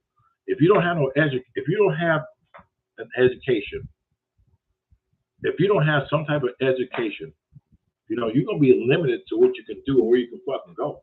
I'm a witness of that. I am a product of that.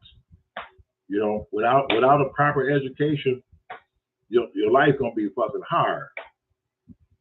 I try to tell these young kids that now they don't seem to fucking get it. I'm trying to save their fucking life. They just looking at me as some old man who don't know what the fuck you talking about. Yes, I do. The problem with kids is they don't think you ever fucking been their age before. That's the problem with kids right now. They don't think you ever been fucking 13, 12, 15, 17 years old. They don't think you never fucking been that way. Yes. We just wasn't born fucking old. We were teenagers too. We did a lot. We made a lot of bad decisions, And as a parent, every parent want to see their kid do better than they do. Every fucking parent. If you're not a parent who don't think like that, then you don't really care about your fucking kids. You always want your kids to do better than what the fuck you do. That's why you stress school to them all the time about getting a good education. Even if you get a degree in something else, a job is more apt to hire you, even though you apply for this position, you don't really qualify for it. But they see that you got a fucking college degree, you got associates, you got a bachelor's or something. They say, well, would that tell an employer is this person is trainable? Hell with experience.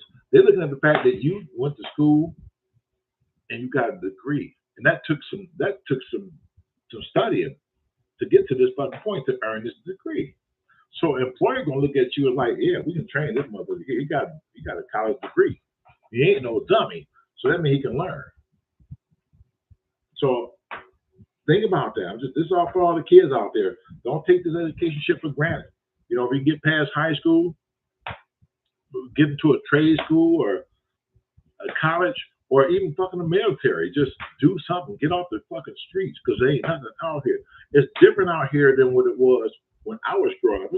It was different, I mean, the service, Navy, Air Force, all that, they'll pay for your fucking college. You get a chance to fucking travel. You get a chance to do a lot of shit. You know, you do. And I think a lot of kids who really don't have no direction, don't know what they really want to do, just graduate from high school and just want to get a job at McDonald's or Burger King because their parents pressed them to do something to get the fuck out of the house. Go to the service. Go to the fucking service. Go. Make a career out of that shit. Go. You can't go wrong. You can't. And because I don't know nobody that had to go through all that shit I went through. I went through a lot of shit. Security guard jobs, mostly security guard jobs. Shit. By the time I got started learning how to drive the high-low and shit, that's when I said, well, now I'm into the big money shit. I made fucking $10 an hour my last job for 10 fucking years.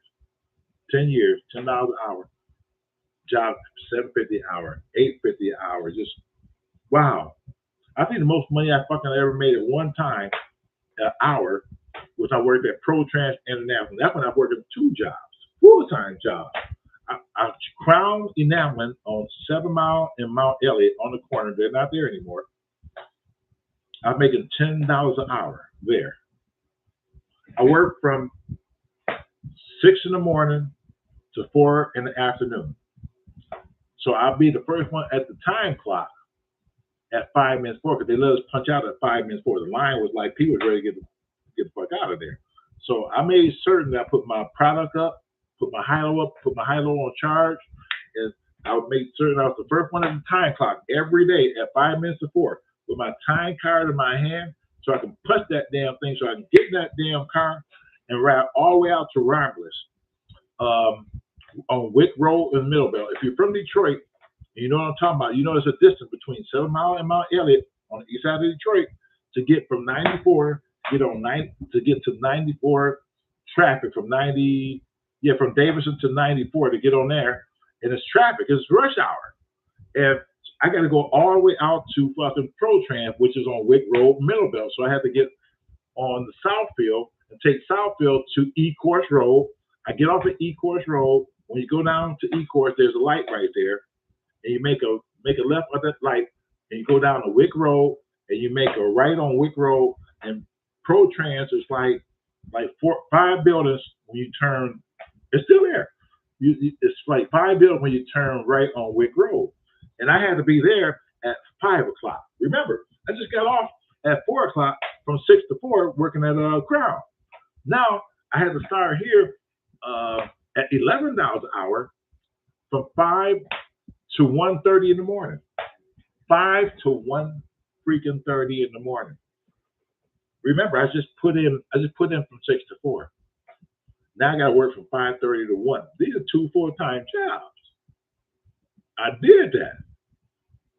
Oh man, it almost fucking killed me. My wife said, you ain't gonna make it. She said, you got to get one of these jobs up. I said, I'm trying to play catch up, honey. I'll be okay. I'm trying to play catch up with things I'm trying to do for us. And I said, I'm doing what I got to do as a man. I said, because I got a family to take care of.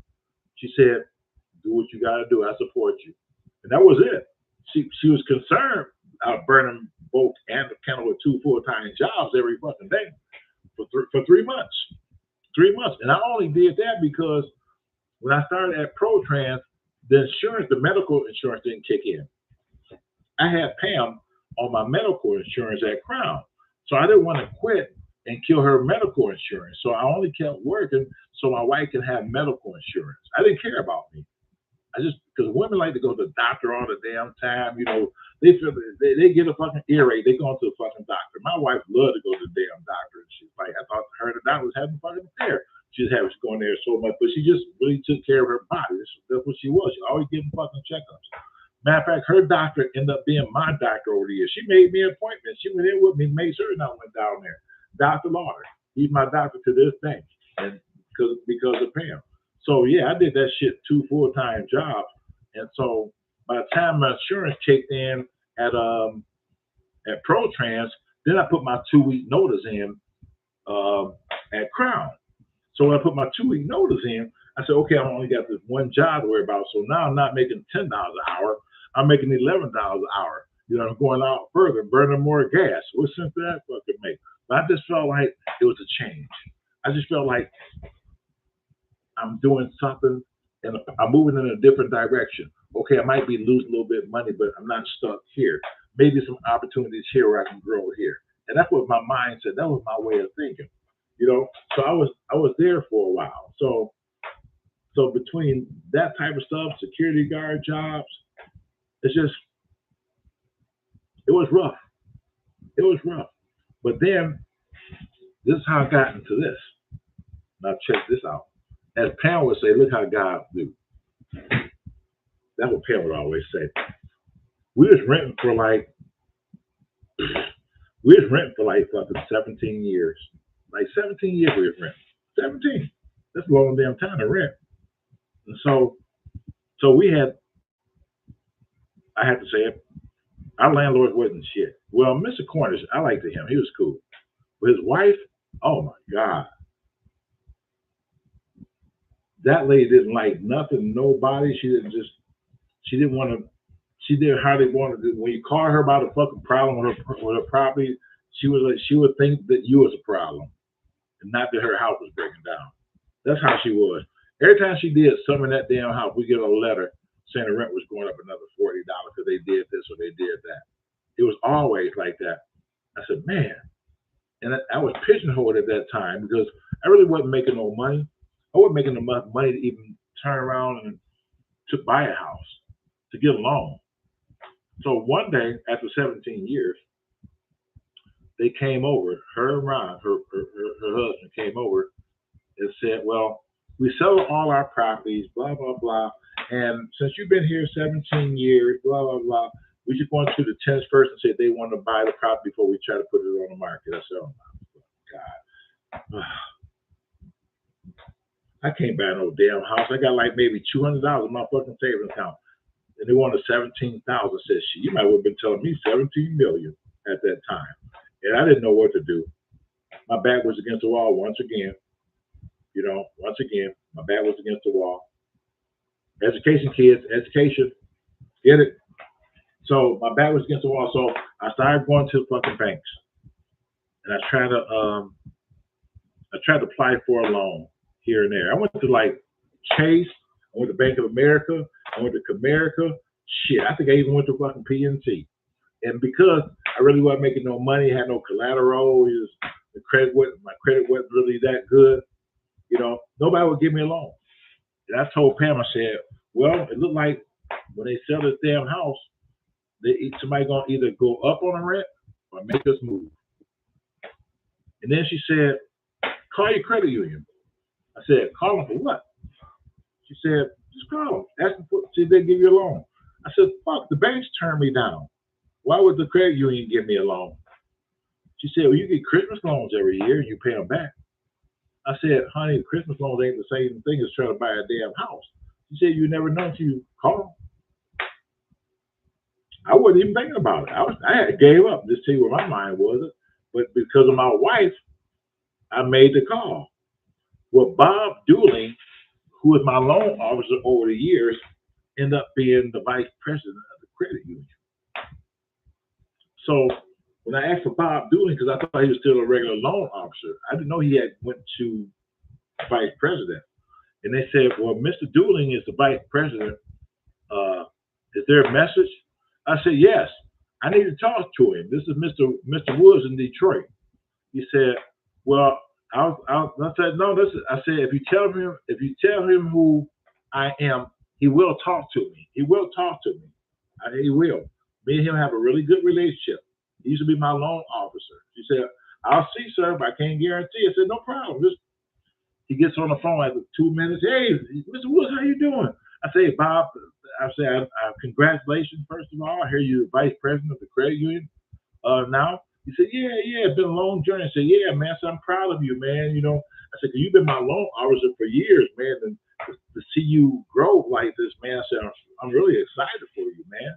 You know, he said, okay. We said, well, you know, what can I do for you? He said, you need another loan? I said, it's a little bit bigger than the Christmas loan this time. He said, what's going on? I said, well, my credit ain't the best, and I just don't really have a lot of money saved up. I think I got $100 in the credit union account. He said, okay. He said, my landlord wanted to sell the house, and I really want to buy it, but I don't have the money. And he said, what do they want for it? He said, 17,000. He said, well, tell you what.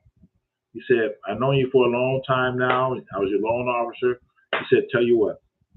He said, if the house appraised for more than 17,000, he said, I'll approve the loan. I said, what? I said, okay. And so they sent an appraiser out. I told Pam what he said. So we sitting there, we were praying. She had the Bible out. We was just praying on it and stuff because we didn't want to go nowhere. And so he called me back and said, good news. He said, the house appraised for $60,000. So we'll go ahead and we'll give you a loan. I said, oh my God. I couldn't fucking believe it. I said, I'm about to fucking be a homeowner for the first time in my fucking life. I'm about to be a homeowner. You know, I'm about to be a homeowner. I was proud of that. I was proud of that fact. And so when we went to the closing, and I had, remember, it was 17,000, and the property appraised for 60. So that meant I had equity that was built up in the house already. You know, that's when I started learning about equity and all that shit. And so it's this old beat up house that drug dealers took over on the corner of my block. And it was like eyesore of the block. The old white folks that used to live there died. And just the house just sat there, and the neighborhood pookies and drug dealers took the house over the years. That was the only sore spot on the street. And I told Pam, I said, I'm going to buy that house. She said, why? I said, because I'm tired. I said, I'm tired of working for somebody else. I need a change. I think this is the time. I said, I got the extra money building the equity in this house. I said, instead of using it to do something here or buy a car and all that shit, I said, I gotta invest now. I feel like it's time to try to do something differently. She said, but you don't know nothing about no houses and all that stuff. I said, listen, nothing beats a failure but a try, honey. I said, I'm going to try. I'm going to find out who owns that house. I'm going to fucking buy it. I said, I'm just determined. I'll figure the rest out as time goes on. She said, okay. So she didn't fight me on that. She said, okay. And so I went down to probate court to find out who was next in line in the house. So it's public information. So probate court gave me Mr. Thomas's number. I forgot his first name, but last name was Thomas. Old white guy. He stayed out in fucking Bloomfield Hills and rich type of people. So, and so I called him. He was shocked, like, who is this? I said, my name is Mr. Wood, sir. I live on Stouffville, right across the street from your property, and you know, been sitting over there vacant, drug dealer took over. So I kind of wondered if you want to sell it. He said, I don't want it. He said, you can have it. What you say, Willis? You said you can have it. I said, well, it don't really work that way. He said, how'd it work? I said, well, you got to deed it to me. He said, get the paperwork together. I'll sign it. You can have it. You got $5,000 of back taxes on it. You got to be responsible for that. I said, I ain't worried about that. Just let me get the paperwork. I knew nothing about quick claim deeds and none of that shit. I never filled none of those type of shit out. Never. So what I did, I think I went to like Office Max. And I got deed forms. It's like a pack for like $6, some shit like that. And so when I went downtown, I looked at the deed and seen, I think, how to fill this thing out. And so I went downtown and I got a legal description of the property. And when I got a legal description of the property, I went back to my deed and I filled the whole fucking deed out, you know, and I got somebody to notarize it. And when I got it notarized, I went and I filed the deed with the county. I am now the owner of a second house. I am now the owner of a second house. I'm a mogul. So now I got this house. Now I gotta get all these damn drug dealers out and all this pestilence. I gotta get all this shit out here, and I did. I got with my brothers and some friends, and we cleaned everything out. We got everything out there. It's new sheriff in town. I own this house. Y'all got to fucking leave. That's it. You know, my brother's a police officer. It's the both of them police officers, right? So we got the house cleared out. No problem. Now I got this house that's been sitting decaying for fucking years. You know, I don't know no contractors. I don't know nothing about fixing no house. I just know that I got another house. I didn't know what to do. This house needed everything. Everything wasn't nothing in there, old boilers, every fucking thing. I knew nothing. So one day I was sitting on the fucking porch, and Lonzo, see what I'm trying to say him? My original contract I use now, Lonzo lived down the street from me. He was working for United Heating and Cooling. And what he used to do, I didn't even know Lonzo. What he used to do, he used to drive his company truck home every day. So I knew whoever lived in that house did heating and cooling. So one day I sit on the fucking porch and early in the morning, and I timed it just right. He's on his way to work. So I jumped in the street and I flagged him down. Hey, Denise. I flagged him down. He said, hey, how you doing? I said, man, my name is Shay. I know you stay down like near the corner. He said, yeah, I know. I seen you. I didn't know your name. I said, I'm Shay, man. He said, yeah, man, I'm Lonzo. I said, well, listen here, man. I know you're on your way to work. I said, I just bought this house, and I know you do heating and cooling. Maybe you can come in and tell me what I need, because I don't know nothing about this shit. Nothing. He said, oh, okay. He said, I get off at 5 o'clock. I can come over there then. And so he came over, told me what he could do, what he can charge me to put new furnaces and new water tanks in and convert everything over. Well, I had the money at this point, because remember, I pulled the equity out of the house that I just bought across the street. So I had the money to do what I need to do. So once I got him lined up, I didn't know about plumbing, electrical, carpentry. I didn't know no fucking body. So I was riding around and I seen this guy working on this building, a black guy named Jerome. He's doing some really nice steps on the outside of this building. I said, excuse me, sir, can I talk to you for a few minutes? He said, yeah. I said, well, listen, I bought this house over here on Stouffville, man. I said, I'm just new to the game, man. It needs some rehab, man, and just maybe you get some time, maybe come by and tell me what I need, man. Maybe we can work together or something. He said, yeah, man, that's cool. So he came over and he said, oh yeah, this house is bad shape, but I can do everything, because you know I'm a master plumber, electrician, carpenter, blah blah blah. He said, I can finish this whole house. I got a crew. I said, cool. I said, well, I got the heating and cooling guy. He's gonna hook me up, blah blah. So that's how I got my first house hooked up. You know, off the money that I took the equity out of the first house. So Pam was kind of like worried at first.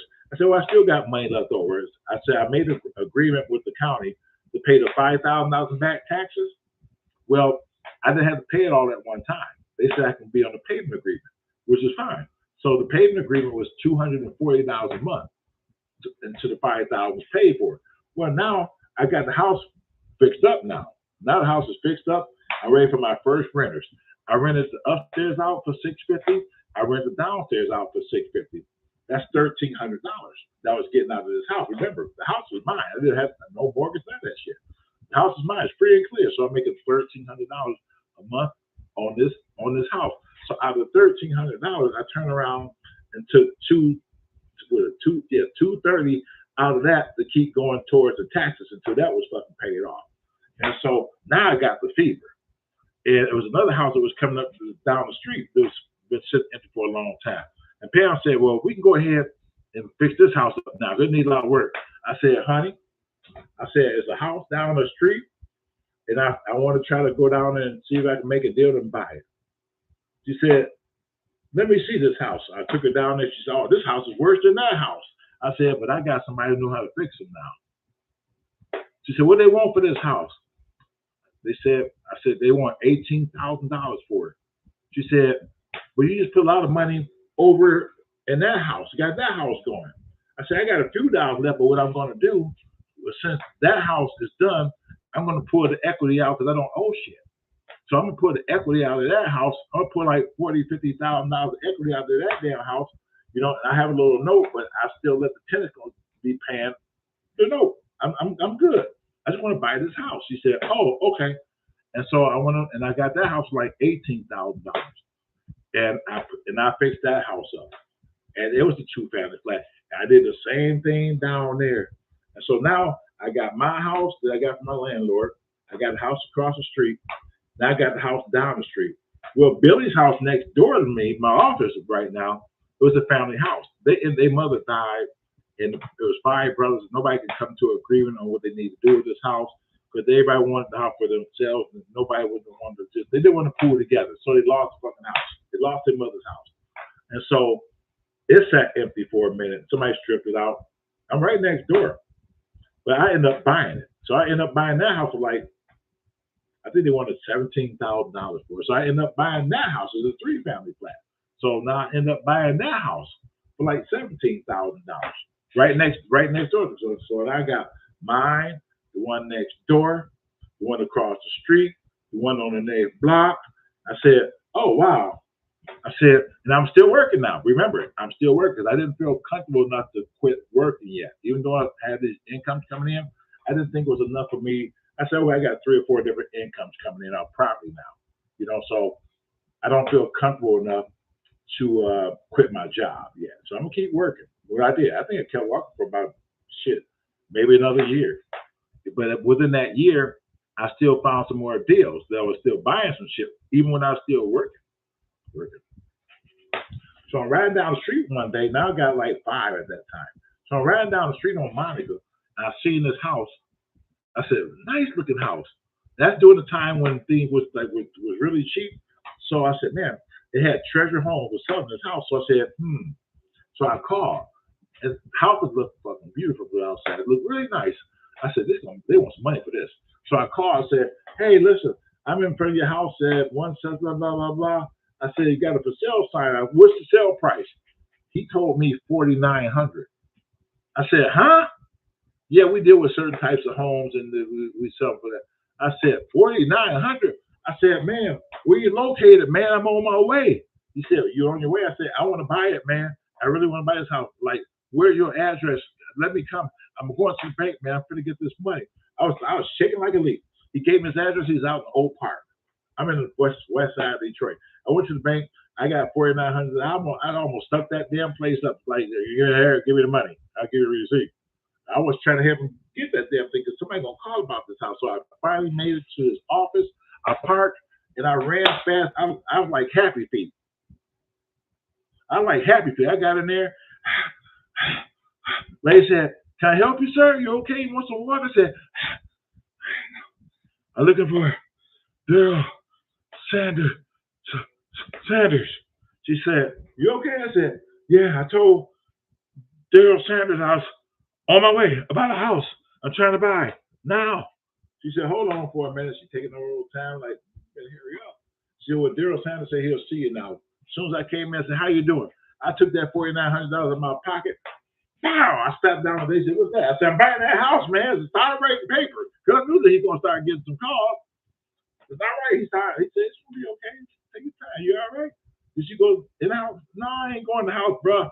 I want the house. It's $4,900, man. I don't need to go in. Just let's do the deal. I'll go in after the fact. I'm buying blind.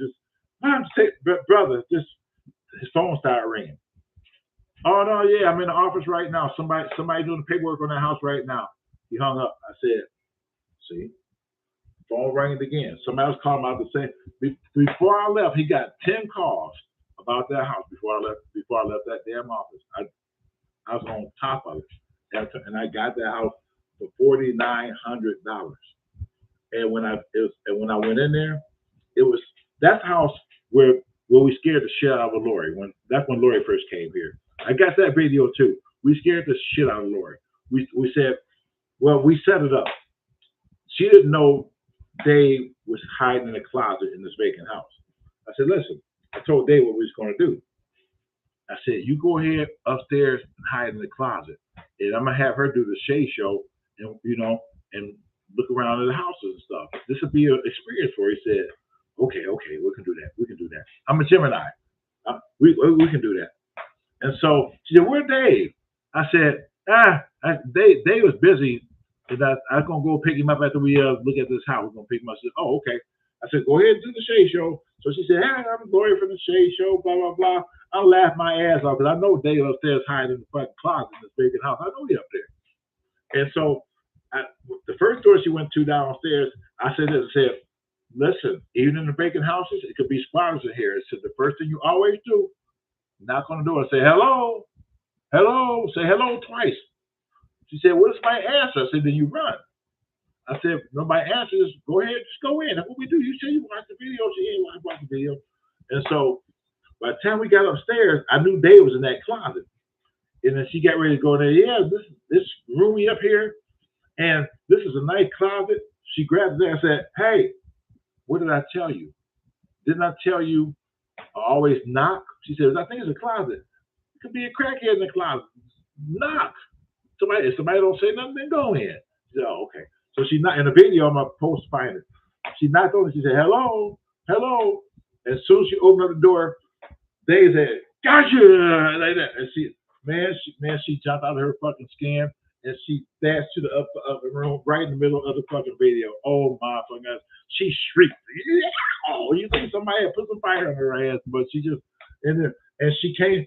It was a Bible laying around in the other room on the floor. So she grabbed the Bible. When she came out the Bible like it was like he's fucking Dracula or some shit. It was funny as hell. That is a funny fucking video. Oh my God, it's hilarious. I mean, wait till I post that video. You guys gonna get a kick out of that. But back to the house. And so I ended up getting that house. And I had that house for like, I want to say I had the house for probably about another 3, maybe 4 years. And then, so I rented it out for those 3 or 4 years. I rented it out. And so an investor came to me and asked me that I wanted to sell the house. And I said, I'm trying to make it a little bit more cushion. So, I got a few houses now. I'm a liquidator. I think I have, maybe by that time, I think I might have had about 8 at that time. And I said, yeah, I can sell. Remember, I bought it for $4,900. And I probably put I don't think I put $5,000 into it. So it wasn't in bad shape. I think I put carpet and paint or some shit in there. But it wasn't in bad shape at all. It's in pretty decent shape. So I ended up selling that house to him for what was it? I sold the house to him for $32,000 at that time. Remember, I had bought it for $4,900. I had $5,000 wrapped into it, and I had tenants been paying rent for like almost fucking 4 years. So shit, it was a win-win. So yeah, I ended up selling the house for like $32,000. I went by there the other day. Whoever got it, keeping it up, looked really nice. It looks really, really, really nice. And I got the video of what that place looked like when I got it. So one day I'm gonna ride by there, see somebody sitting out there and say, "Hey, I got a video of this house from 15 years ago when I owned it. It's pretty funny. I want to send it to you." So I'm gonna do that too. So yeah, it was pretty fun. So that's how the real estate thing started. So once I built my account up to where I thought was comfortable from doing, some deals and a sale here and a sale there, and equity here, equity there. I just got to the point. That I said, I told Pam. The Pam was working at the time. Pam was working. Where's she working? She was volunteering at that time. She was working at the Department of Social Services. She was like volunteering during that time. So no, she was working at by that time she was working at Macy's because she wanted to do a little second job. She wanted to have second job or first job. It wasn't a second job. She wanted to have something to do. And so when I got comfortable enough, I told her, I said, listen, I said, you don't have to work. I went to my wife. I said, you don't have to work no more. She said, huh? I said, you can quit. Put your 2-week notice in. She said, are you serious? I don't have to work no more? I said, no. I'm going to take care of you. I'm going to take care of you. I got everything situated. I got everything flowing the way that I wanted to flow. I got what I need as backup in the event of some type of emergency. I said, I think you can quit now. I'm not going to make you quit, but I'm saying if you want to quit, if you don't want to go to work no more for a while, you can quit. I said, I got you. She said, okay, you sure? I said, I'm positive. I got you on all ends. Put your 2-week notice in. Sit back and relax. I got you. And I used to make this joke where I said, if you want to sit and eat bonbons, then go back forth to Georgia and see your sister. I'll make sure you get there. But you don't have to work for nobody no more if you don't want to. And so she put her 2-week notice and she come up out of there. And she didn't work. Shit, I don't think she worked for another couple of years. I took care of her, like I said, like I promised I was going to do. But again, better or worse, I took care of her. She stuck with me in some really, really bad times. And I think women have more of an advantage than guys do when it comes to being with somebody and having a better chance in another relationship. But she didn't do that. She stuck it out. Even through my hardest time, she was right there. whine and cry a little bit. I wish we had more and wish we could do this, blah, blah, blah. But she didn't leave me. She believed that much into me. I told her, I said, one day, I said, I'm going to have a whole bunch of cars. I'm going to have a whole bunch of houses. And that's when we didn't have shit. I used to tell her that. And she would cry. She said, well, I want to believe in you, but I don't know how we're going to do that. It's so hard right now. We can't even keep money. We can't even keep gas in the car. I said, you're going to be okay. I said, I promise you that one day we're gonna have everything and you ain't gonna have to work no more. I promise you. I promise you. And I kept my promise. I kept my promise.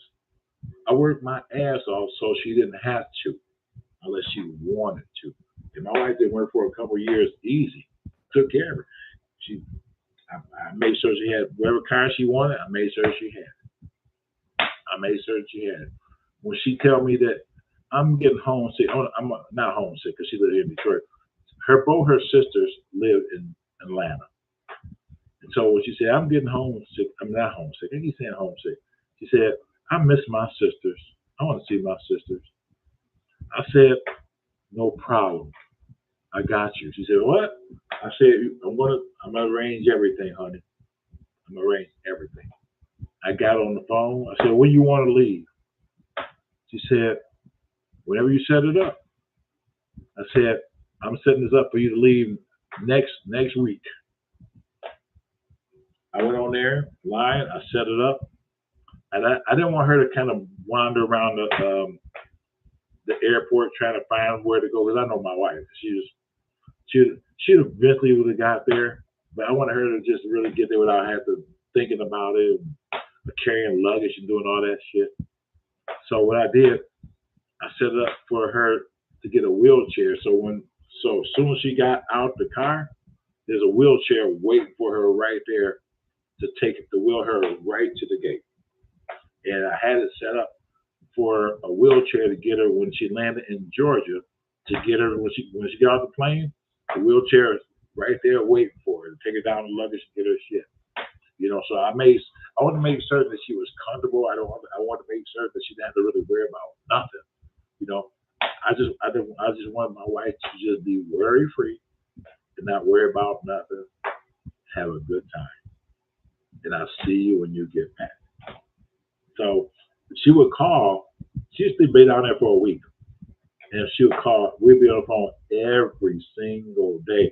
And I heard her sister Lois in the background say, well, damn. She said, why don't you just go back down there? She said, you come here on vacation. She said, you talk to Shay every day or all day since you've been here. He know you all right. She said, I'm calling him. I'm calling him. That's my husband. I want to see what my husband doing. We talk. That's what we do. We talk every day. Me and my husband talk every day. That's what we do. We always do that. That was pretty funny. Shay, when I started buying cars, you know what? That used to be my little hustle when I wasn't making no money. There was an auction on Livernois and Linden, and it was every Saturday, and they're selling cars at the auction for $200, $300. So by this time, I'm making a little bit of money because I got the property now. I'm doing some property. So I said, let me spring off into something else because I like cars. And so I started going to the auction. So I started going to the auction and buying cars for like $300 and $400 at the auction. And then when I get them, I clean them up a little bit and I turn around and sell them for like $1,000, $1,100, which is still not a lot of money, but I knew back then people was willing to spend $1,000 for a decent running car, $1,100 for it back then. It's kind of how you can't do that shit now, but back then, at the auction, I was getting all day for $200 and $300, $500 tops, and I would double or triple my money. So that's where the car came. That's where the car thing came in. I was always on a mission to want to make money and stay busy and keep my mind actively busy, on some type of business venture, doing fucking something. And I don't believe in just sitting around just not doing fucking nothing. It's just a waste of time. And I'd rather take my time trying to, do something creative or make some money or do something, you know, and not being all up in somebody's face all the damn time, not having nothing, you know. I mean, that's just me. So I bet you I own probably. Say I want to go to become a real estate investor. I need some advice. Okay, you can get it. I can give you advice a little bit here. Just email me, Byron. Email me. The Shea Show at gmail.com. THESHEASHOW at gmail.com. Email me. I got you. I'll give you the best advice ever about this game. But you have to be,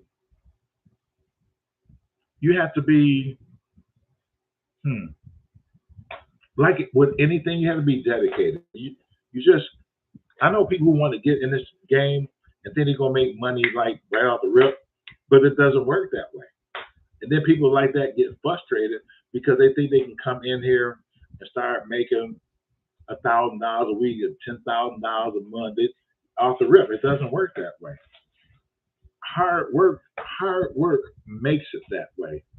Nobody gives you anything in anything, not just real estate, anything. Nobody. Yes, that's right, Brandon. That's it. Do you like doing real estate? Really? The day that I don't like doing this, the day that it started turning too much into a job where I can't have fun, at least have some type of fun with it, I'm gonna stop. Simple. I'm just gonna stop. Because that's the whole reason out of getting out of the work environment, work for somebody else. They'll try to at least do something for myself. So if I decide I don't want to do nothing, I'm not pigeonholed to somebody who want to talk shit to me because I punched in 2 minutes late. I started at 6:02 and he raising hell with me. I don't want to do that. I won't deal with that type of shit no more. I like what I do. I love what I do.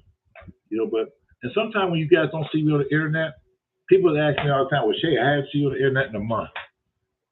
Because that's when I learned how to find time for me and back off of this internet thing. Just back off of it. Just back off of it and give myself a break from time to time. It's not that I quit or I don't want to do it no more. It's just like you want to find time for yourself. You have to find, I'm not saying I'm not no terribly young man, not no terribly old man, but I do realize that I'm 66 years old. What I do realize, and I know that things is not the way they used to be. I don't get up as fast as I used to. I used to run down a flight of steps and right without even holding the rails. But now I come down some steps sometime one step at a fucking time, holding the rail. Because I know it's easy for me at my age to trip and just fall. It just happens. It just happens. And I say I'm in bad shape, but shit happens. And so I'm just trying to make certain that I can find time for me from time to time, just and step away from the social media madness. Sometimes all the shit that you see going on in social media, just step away from it, and talk to somebody from time to time. I talk to a few people here, Daphne, Barbara Alexander. I talk, let's talk to people from time to time. They call and check on you, say how you doing. Barbara always out of the blue call and checking. Hey, Shay, I just called and see how you doing. How you doing? You okay? Yeah, I'm okay, Barbara. You okay? Yeah, I'm doing fine. I'm doing fine. We might talk for another 5 minutes, and that's after that. But she checking in to see how I'm doing. Well, I appreciate that. I really do. When people take out the time to pick up the phone to call you, they're thinking about you. So that's a great thing. And a lot of people have been doing that over the years, especially the guy who always called me that you pound and you ain't shit.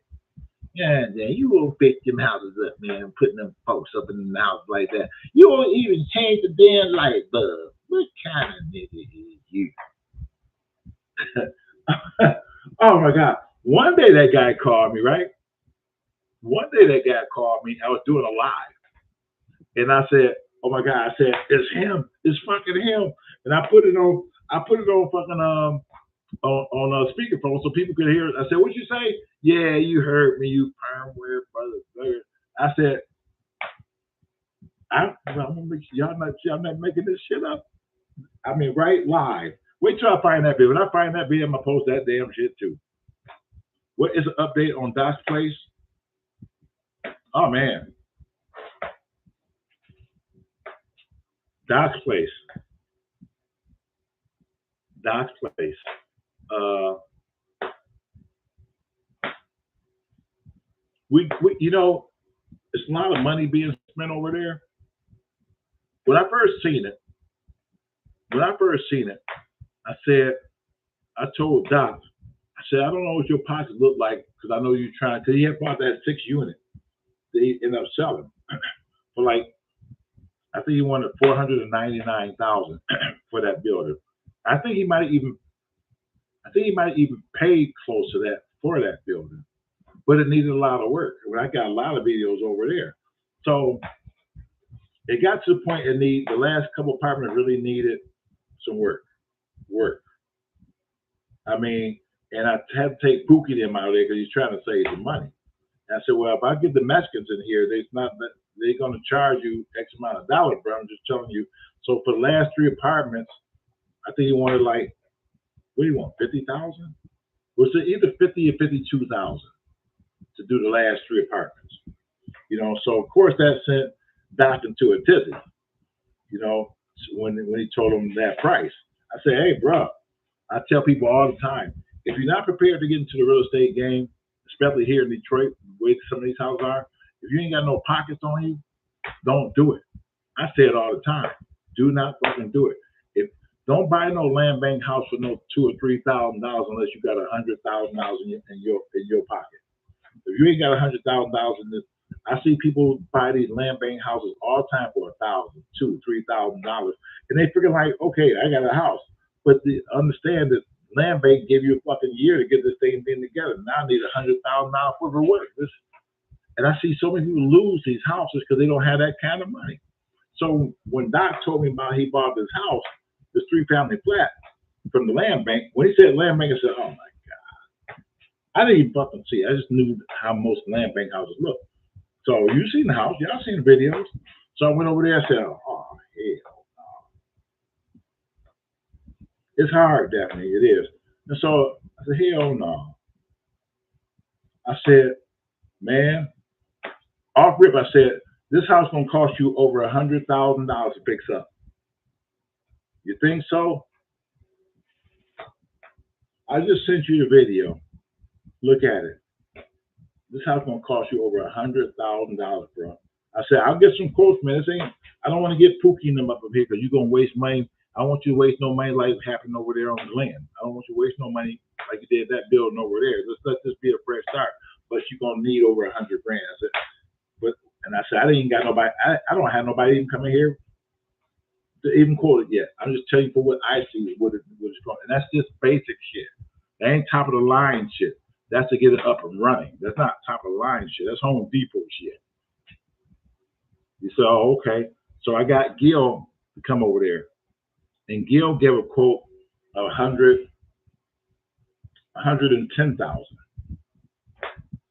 I knew it was going to be over 100,000. He said 110,000. And so I said, damn. I said, I sure hate to go back and tell him this. He said, I said, well, Gil wants 110,000. Maybe I can whittle him down a few $1,000, man, but it won't be much. I'll see. See what you can do. See what you can do. I said, okay. So I called Gil back. We do another walkthrough. I said, can you do one? I said, I ain't trying to dig in your pocket too deep, bro. I said, but I'm trying to really help my client out. Got a limited income. I don't want to cut no corners, but we don't have to use top of line shit. Instead of using $300 faucets, maybe we can get $89, $99 faucets. I mean, I'm sitting here doing this itemized thing of like bathtubs. Instead of buying a $600 bathtub, let's see if we can buy let's pay $200 for a bathtub. It's new, but you can save $400. Sitting here is like trying to save money.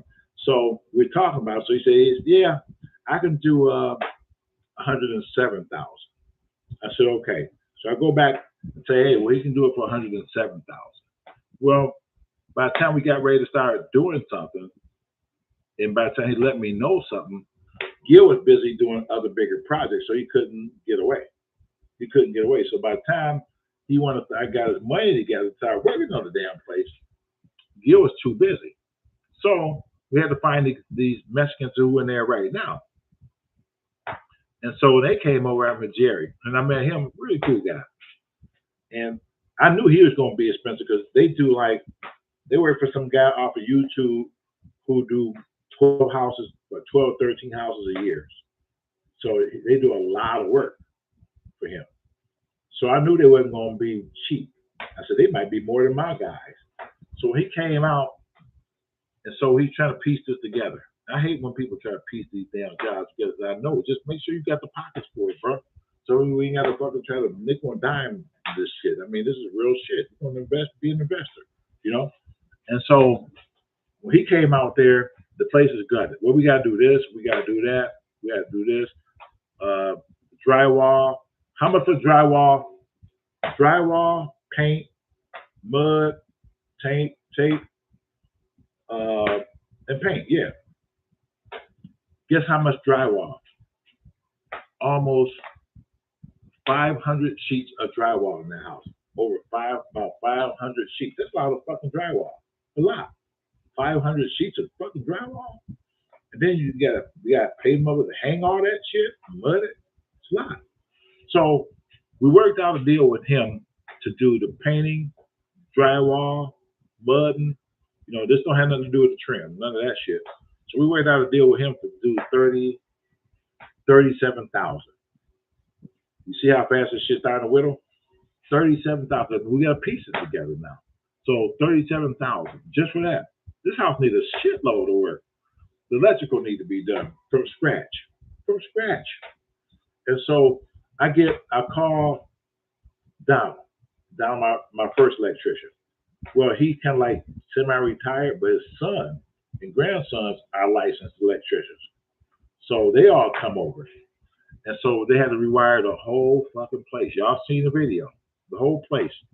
Meters outside, the whole 9 yards, the whole house. 3-family flat. They charged $17,500 just for the electrical. $17,500. Remember, so you got $17,500 for the electrical. And we got $37,000 for just the drywall. We hadn't even got the fucking plumbing yet. The floors is falling in. We just spent $19,000 to do the roof. Y'all seen that video? $19,000 to do the roof. $1,200 to do that. Put that facade on the at the doghouse. That was $1,200 by itself. So you can see this shit is like adding up. And so I called Doc. I said, listen, bro. I said, I'm doing the numbers, man. There's a lot of work still to be done in here, man. And we, you well over $50,000, brother. You well over 50,000. I don't know, bro. You might have to get you a loan to do something, bro. I'm gonna see what I can do, man. Because I got to get this score. I said, yeah, man. I hate for you to get to a certain point and lose this house. You know, all this money you put in, and still need a lot of work, man. You know, and the porch. We paid $4,500 for the porch. When they did the cement porch downstairs, we paid $4,500 for that. And then when they built that porch upstairs, there was never a porch upstairs, he charged me $3,800 to build that porch upstairs. So and then Angriel, between what he did, to knock that enclosure down, to clean the place out, he charged us probably about $2,000. Yeah, he charged about $2,000. So yeah, this shit is adding up. And we still not close to being finished. I mean, it looks different, but we got a ways to go. We got a ways to go. And then Lonzo to do the heating and cooling in that place should have fucking boilers. So now you gotta get away from the boilers and convert it to forced air, which means now you You got to run furnaces in a place that would never been no furnaces. You got to run duct work. There's never been no duct work. You got to put 2 furnaces in the attic to run duct work. Then you got to put 1 furnace in the basement, run duct work. Then you got to put 3 hot water tanks for 3 separate units. I mean, just Lonzo, to do Lonzo's job alone, Lonzo wants what? He wants 13,000. He wants 13,000 just to do his shit.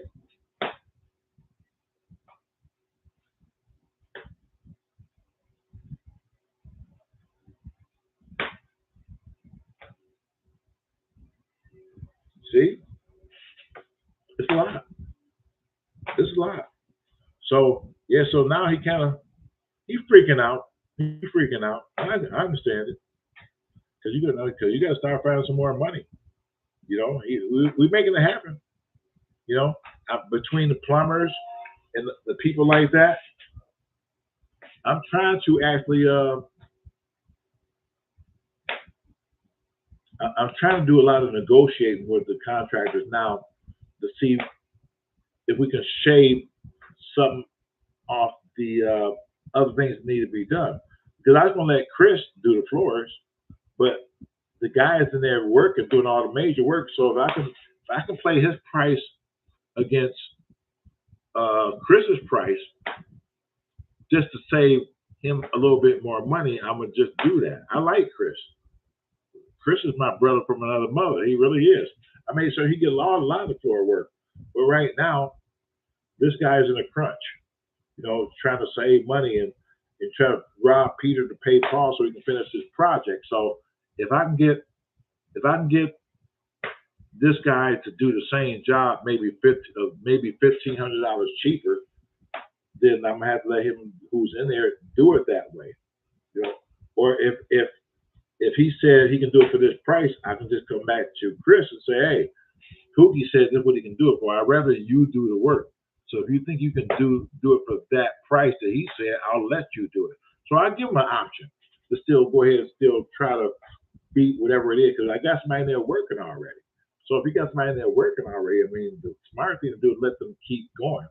You know, don't break the chain if you don't have to. So I guess there's a lot to this business, what I'm saying. Now let me read what you said. Shay, did you ever find a way to get to that boiler room? Yes, and you were right. And I didn't think about it, Barbara. That house on Cherokee Street you talked about. When me and Lonzo was in the basement, we seen all that boiler shit on the other side. We was wondering how the hell they put that shit in there. We didn't see no entrance to get over there. Well, you was right. I didn't pay no attention to it. Well, when I was walking back to the lot box, when I get ready to go to the backyard with the camera, that big gray thing with that big lock on it, that's one of those. It's like a shelter. You know, one of those shelters. So you open that up and walk down there. That's how you get in. That's how you get in. Yep. And you know, and I didn't really pay no attention to it till I guess you watched the video. You said something to me about it. You know, you said Shay. I said we don't know where it is. And you said Shay in the video. You walk past this big gray thing. That's probably how you get down there. Barbara seen that shit in the video. Told me. And I was there. I wasn't paying no attention. See, I gave Barbara credit for that. So let me say this. I'm glad that everybody's still here. It's not that many people here, and that's fine, because people are trying to slowly find me. Because my channel that got deleted, my regular Shay Show channel, it got deleted. Y'all know I had thousands of subscribers, thousands, you know, and then they deleted my fucking channel. So I'm starting all over from scratch. So a lot of people don't know where I'm at yet, but they'll finally start. Maybe this video starts circulating. People say, hey, the Shay Show Real Talk is back. You know, so maybe it's just going to take that. I mean, whatever it is, I don't give a shit. I told you that before. I don't care if it's like one person here or 12 people, 1,200 people. I mean, I'm just talking, I'm venting. If you here listening to me, we got 11 people here. Y'all family. That's it. We sit here, we just kicking me, you, Byron, Barbara, Daphne, Byron, Brandon. I mean, we all here. It's just us, and I'm good with that. I wasn't gonna be on long. I was on app. I'm actually on longer than I thought it was going to be. It's like I've been on here like 2 hours and 40 minutes. And when I'm talking, I really don't pay no attention on this shit. I just talking to them, just feel like I'm tired, I want to get off. So yeah, thank you for hitting the like button. Appreciate everybody who coming here. Y'all know I'm about to close the shit down, right? I really appreciate everybody for coming in. Thank you, Daphne, for coming in. Miss Taylor, Byron, Barbara Alexander, everybody. I mean, everybody. I mean, I appreciate you. Let me see right there. We got Brandon. Who else was here? Oh, Joanne. I don't even know if Joanne is still here. But if you are, thank you for tuning in to Joanne. I really appreciate that. And Denise Coolidge was here, and I just talked to her a couple weeks ago. Denise, I don't know if you're still here. I hope your mom is doing better. I know that she was in that place you told me about. You was trying to get her home. So I'm hoping Miss Susie got home. Me and Denise, me and her mother got this running thing about meet me at gate 8. Well, hey, she said, Shay, I'm gonna come down there. We're gonna visit you. And I always tell Susie, her mother name is Susie, and she, how old is Susie? I think Susie is she like 80? Somewhere around there. But she's elderly and she's really nice. She loves the Shay Show, and she always say, I'm gonna meet you at gate 8. I said, I'm gonna be sitting. They said, Susie, I'm gonna be waiting for you at gate 8. So that's a running thing that we always do. So when I talked to Denise, she said, Mom says she's still gonna meet you at gate 8. So we have a running thing with that. That's my connection with people. I love people. I like to think people love me, because I'm straight up. I ain't got time to bullshit. I'm too old for that. I mean, I'm just gonna tell you what it is. Off the bat, I ain't got why I got to lie to you. I don't know why people go through all that shit. Just say what it is. Just say what it is. I mean, I think people respect you better if you just say what's on your fucking mind. Just get it out. I'm one of those persons. Be direct with me. You're not gonna hurt my feelings. If it's something you want to say to me, you gotta say to me. Say it. Say it. Don't be ashamed. Say it. Because I'm telling you to say it. So don't be ashamed. Say it. I'm just straight up like that. I believe people should just be straight. Say what's on your mind. Period. You want to marry? Okay, then okay. Damn it, I'll marry you. Shit. But just example. But next time I come on, we're gonna talk about. I'm gonna talk about some of the old stories. When the next time I come on, we're gonna talk about. We're gonna talk about Leroy from France when he came here. We're gonna talk about Cherry from New York when she came here. Dan from Israel when he came here. There's a lot of funny stories with Dan. A lot of funny stories with Dan. When Yasu from Japan. Let me say this and I'm out of here. Yasu come down from Japan. And at the time, Volante Williams, my investor from New York, was here at the same time. And so we all went out to dinner. I'm in the magazine in Japan too. I got the magazine. You don't know what they're saying. You just see my picture there. The whole thing is wrote in Japanese. I mean Chinese. So there's no English. There's no English in this thing at all. It came from China. It's a China publication, whatever it is. And so whatever they're saying about me, because me, Yasu, and Volante in the picture, in the magazine. I got a magazine in my office in Japan. And so I said, damn. And he said, man, you don't reach. He said, you all over the world. He said, they write about you. You in the magazine in Japan. I'm in Smart Money magazine, the 2009 edition. I got that at my office too. So I'm in a couple magazines, that people didn't know about. So this story about Yasu. So he said he wanted to take us out to dinner because he had just did a couple big deals. He said his English is pretty good. He said, I want to take you out to dinner. You and Volante. He said, where do you like to go? When you tell me where we want to go, I'm going to tell you Morton's. I like steak. So we're going to go to Morton's. Morton's is a steakhouse. And yeah, a steak in that place, just a steak alone is like, I think it's like $117 just for the steak. But if you tell me where I want to go, I'm going to tell you. I'm going to tell you Morton's, because I know people that I deal with, that kind of shit ain't nothing to do with business people. When Peter from Australia came here, he said, "Shay, where you want to go, mate?" I said, "Morton's." So we went to Morton's, and just I got that steak again. So whenever an investor come here and say, "Where you want to go?" We're going to Morton's. And you paying for it too? We're going to Morton's. We ain't going to no McDonald's. We're going to Morton's. Everything is a la carte there too. Shit. So we went there, right? And so really nice place. The ambiance is really, really nice. Big old like $1 million chandeliers. I mean, just this place is really fucking nice, right? They got a controlled wine thing against the wall. This like control with a certain temperature. It's that kind of place, right? I said, man, look at this fucking place, And so we're sitting there, and they come up. The waiter come with the fresh cuts. He come with a lobster with the fucking rubber bands around the lobster's things. He made the lobster dance on the table, all kind of crazy shit, right? I'm like, what the fuck? This is nice, right? And so they brought some bread.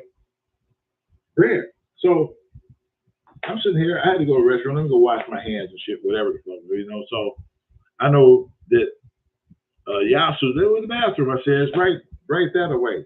So we sitting at the table, chilling.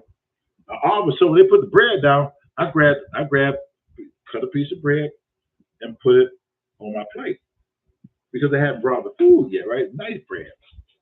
And all of a sudden, Yasu reaches over. I'm watching him. He grabs my fucking bread off my plate. I'm like, what the fuck?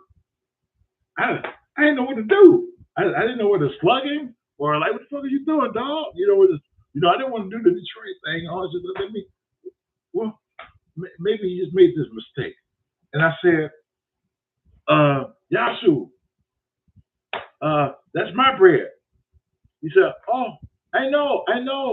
I said, I want to say, why you grab my shit? I didn't say it that way. I said, so you grab my bread, it's mine. It's like, I was going to eat that. He said, oh, no, you're still going to eat. I said, wait a minute. You got my bread in your hand. What do you mean I'm still going to eat? He said, well, in my country, he said, we butter each other's bread. I said, well, in this country, we butter our own shit. I said, in this country, we butter our own shit. I said, but you go ahead, you keep that piece. You go ahead, you keep that. There's some more. There's another piece here. So that's my story about Yasu and the fucking bread at Morton's.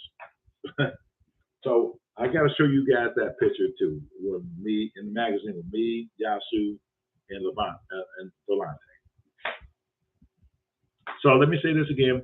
I know it's not that many people here, and there are people that's gonna come around after this is done. Daphne, thank you for hanging out. Barbara, Joanne, Byron, whoever else I can't see, thank you for taking time out your day to come here and visit and take out your time with me like this for at least a couple hours. I mean, I appreciate that. I mean, it's 2 hours that y'all could have been doing some other shit, but y'all decided to spend a little time with me, and I appreciate that. Even ain't nothing but 6, 7 people here. I really appreciate that. So with that being said, I'm gonna get ready to shut this down. Thank you guys once again, and you guys have a great night. And thank you for taking the time to end this with me on the Shay Show. So until then, we'll see you at the next location. Yeah, that's what we want to do.